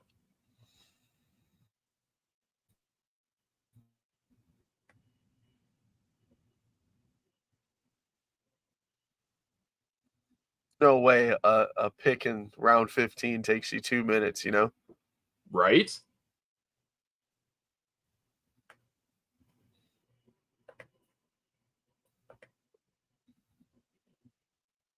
Oh, well,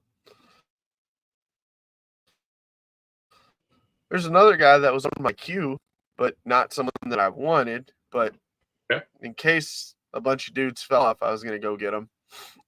Gotcha. That was like Isaiah Hodgins. Yeah, Played he's pretty solid. He is a very solid player. really well at the end of last season. Yes. Yes, he did.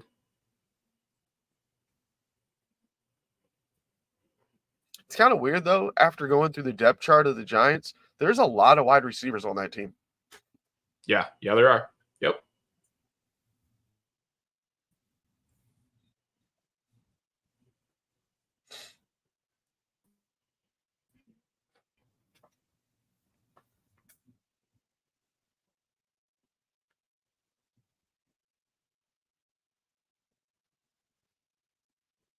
Do you have anybody in mind for your pick next?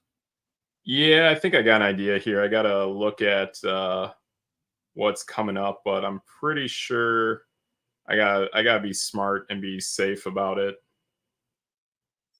Because when it comes, like, I'm set at wide receiver. There's actually a I guy. got There's a guy that I really, really want you to pick, but I don't think you're going. I'm like, what is happening here? yeah. Yeah, I'm pretty sure I know where my next pick should be. Just got to work my way to the depth chart.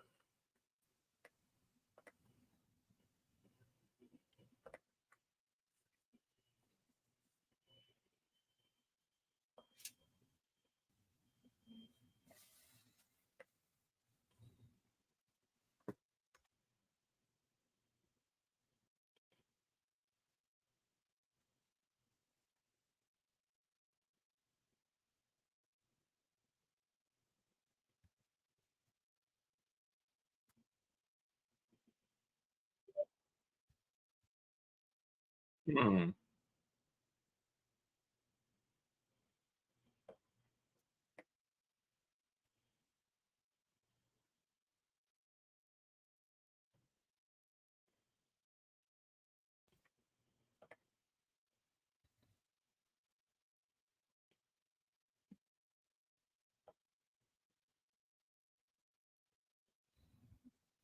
Apparently, we've been told that ESPN rates the Raiders defense the worst. Yeah, that's a load of garbage. And just watch Tyree Wilson play against the 304 right tackle for Dallas, and then tell me that.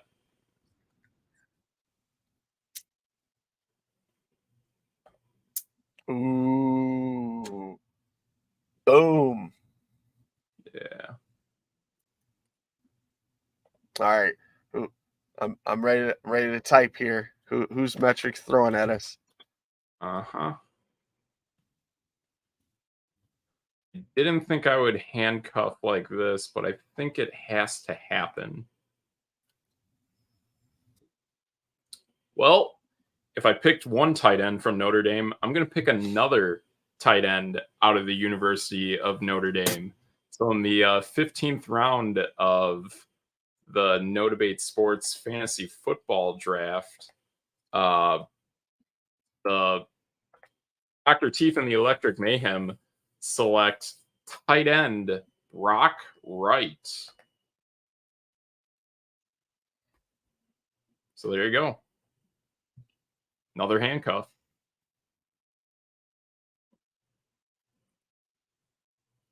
Yeah. Do you have the tight end from Detroit? Yeah, I have Sam Laporta.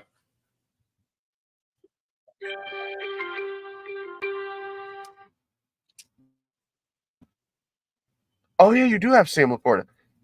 Yep. Good call. Well, just because I can, I am taking the Seahawks defense. There you go. Yeah, that's a pretty solid defense. Times a season, so I'm gonna get some free points. Absolutely. Absolutely. Now I got to start checking another team's depth chart to make sure this kicker is the starter. It's always the roughest part of the draft is when you don't know if fantastic. your kicker is the starter.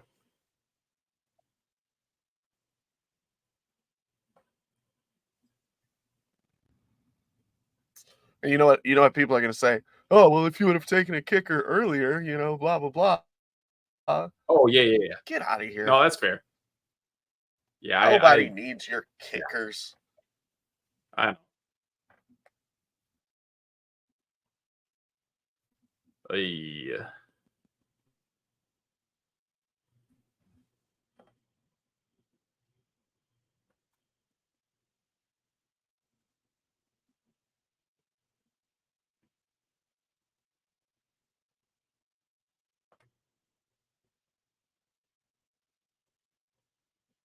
Oh, there's Kaimi Fairbairn. Interesting.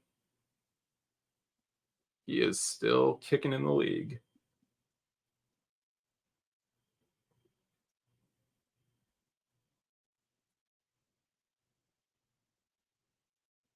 Houston, right? Oh, yep. Great pick. Yes. Absolute great pick. Tank Dell. So, as you heard my phone go off, Tank Dell was on my list as like the next Seattle's defense still here. So I had to take them. Okay. Yeah, I was kicking Tank Dell around as well. I think he's a real solid pick. I mean, I don't know if I fully like my Chase Claypool pick, but yeah, it is what it is. I'll make that decision later. But yeah, Tank Dell is a guy who I was kicking around picking.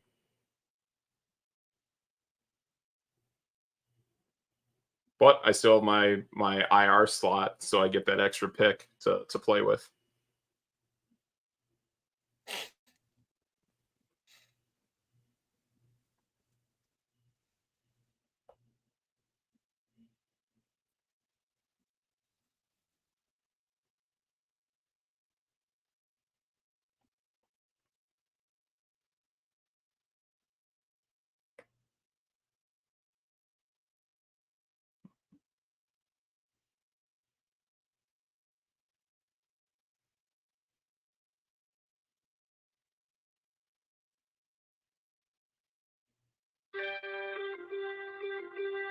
Okay.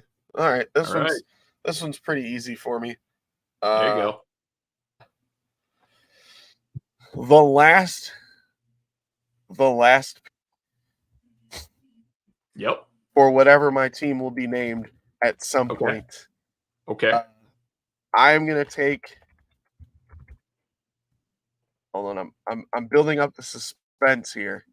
Okay. Yeah, you got a minute 30. Kicker Cairo Santos. There you go. Yeah, I was looking at him. I did like the large amount of numbers next to his name. Uh-huh. Dude, he's one of the most accurate kickers in the league, which is kind of weird that he fell this far.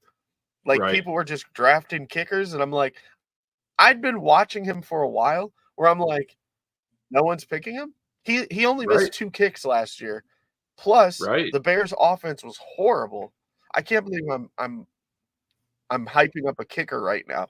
And Hey, some if their got it. offense is gonna be good points and have an accurate kicker, so why not go with this guy? Blew my mind. Right.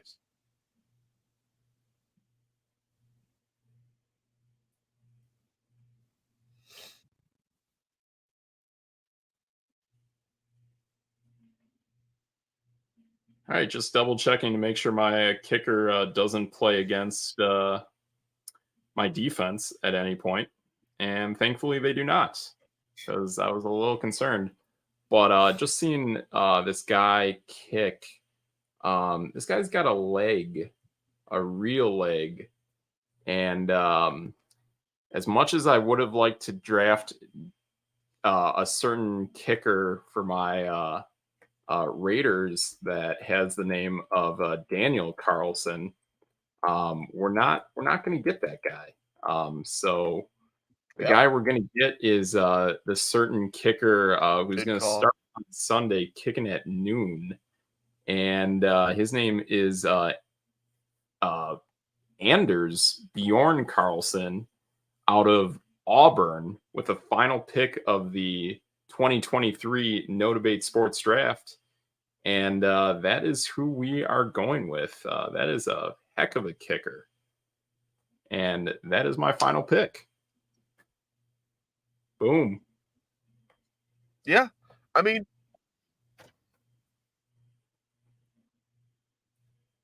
he took the legendary Mason Crosby spot with the Green Bay Packers. So, He did. Yeah, he absolutely did. He took a really, really good spot.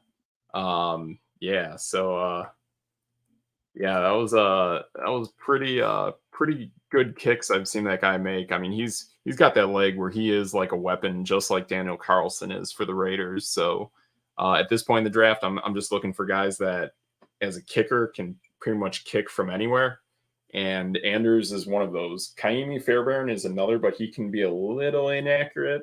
He has a little bit more trouble when he's outdoors, outside of NRG Stadium. So I feel like I do want a guy who kicks indoors, but sometimes those guys that just kick outdoors who just do it day in day out, like they can be really solid.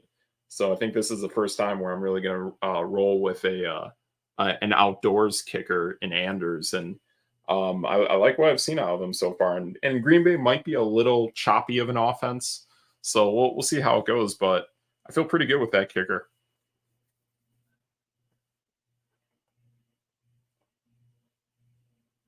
yeah. And to be honest, we got 2 pretty solid kickers. Do not Yeah. draft kickers, people. Exactly.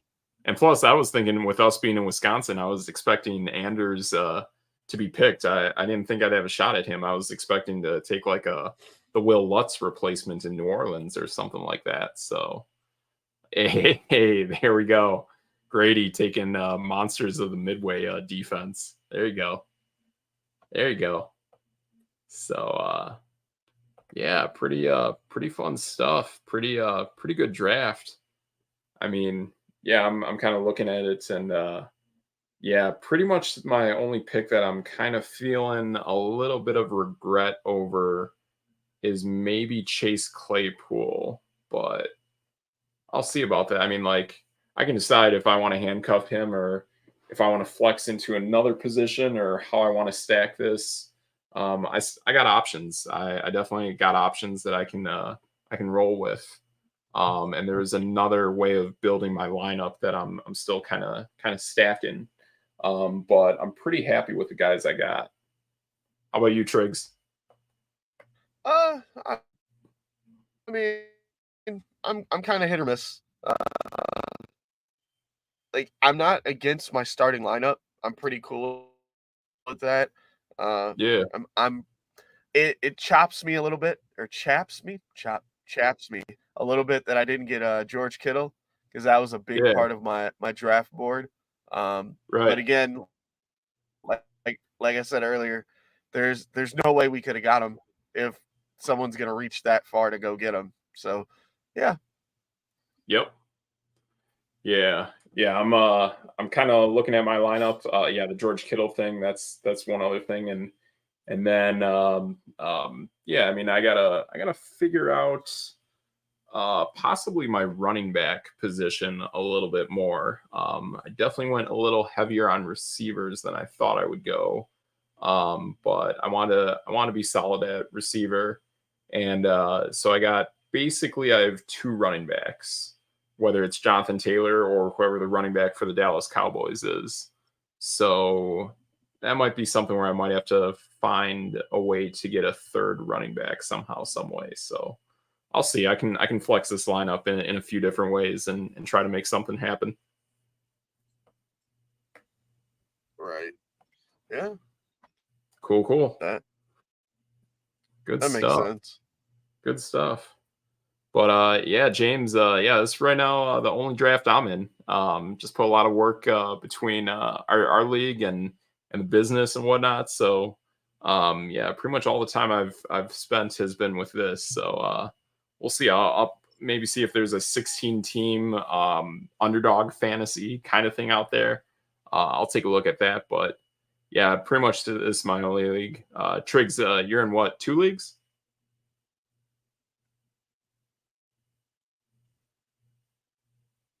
Yeah, 2 for now. I have another draft Wednesday, Okay, I think. And, cool. and uh if my cuz she got in one last year and and it was just a goofy like oh whatever kind of league. So maybe I might do 4. Wow, that's baller, man. What size are they? Are they like 12 teams or something like that?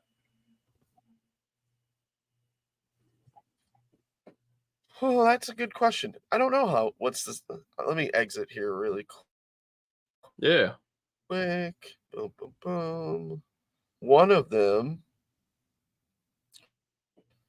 that's the big money league I'm in. That one is 12. Okay. Uh, and one, two, three, four, five, six, seven, eight, nine. And then the one on that's coming up in the draft Yeah. is Wednesday. That's 10. Oh, okay. There you go. Cool. Well, good stuff. Yeah, we'll revisit this and build some more stuff for your teams and build another winning team out there, man. So see what we can do about it. So yeah. So I think we're good for today. Yeah. It's our first ever Well, draft live. Yeah. So good stuff. Everyone will follow up tomorrow, yeah. 7 o'clock, same time. And yeah. You got anything else, Triggs? Got a video game or something? No, I mean, just have fun and go draft and Exactly. Exactly. wa- Oh, and because of watch some. Dr. Teeth, exactly. Watch some football, watch the games, watch the replays, NFL Plus. Good stuff out there, guys. And build your puzzles like I did tonight. It'll really, really help your team when you draft like that. My belt is Muppets. Dr. Teeth and the Electric Mayhem. We got Muppet action going on today, and that's Kermit in the center. So sip that teacup. There you go. So yeah. So that's everything I got for tonight. Oh, So yeah. Cool. one, and I did tell them earlier, check out the website. You can do the modules and the training that Metrics has put up there, and you can learn how to build a puzzle like us. Exactly. Exactly. Just like us, you can do that.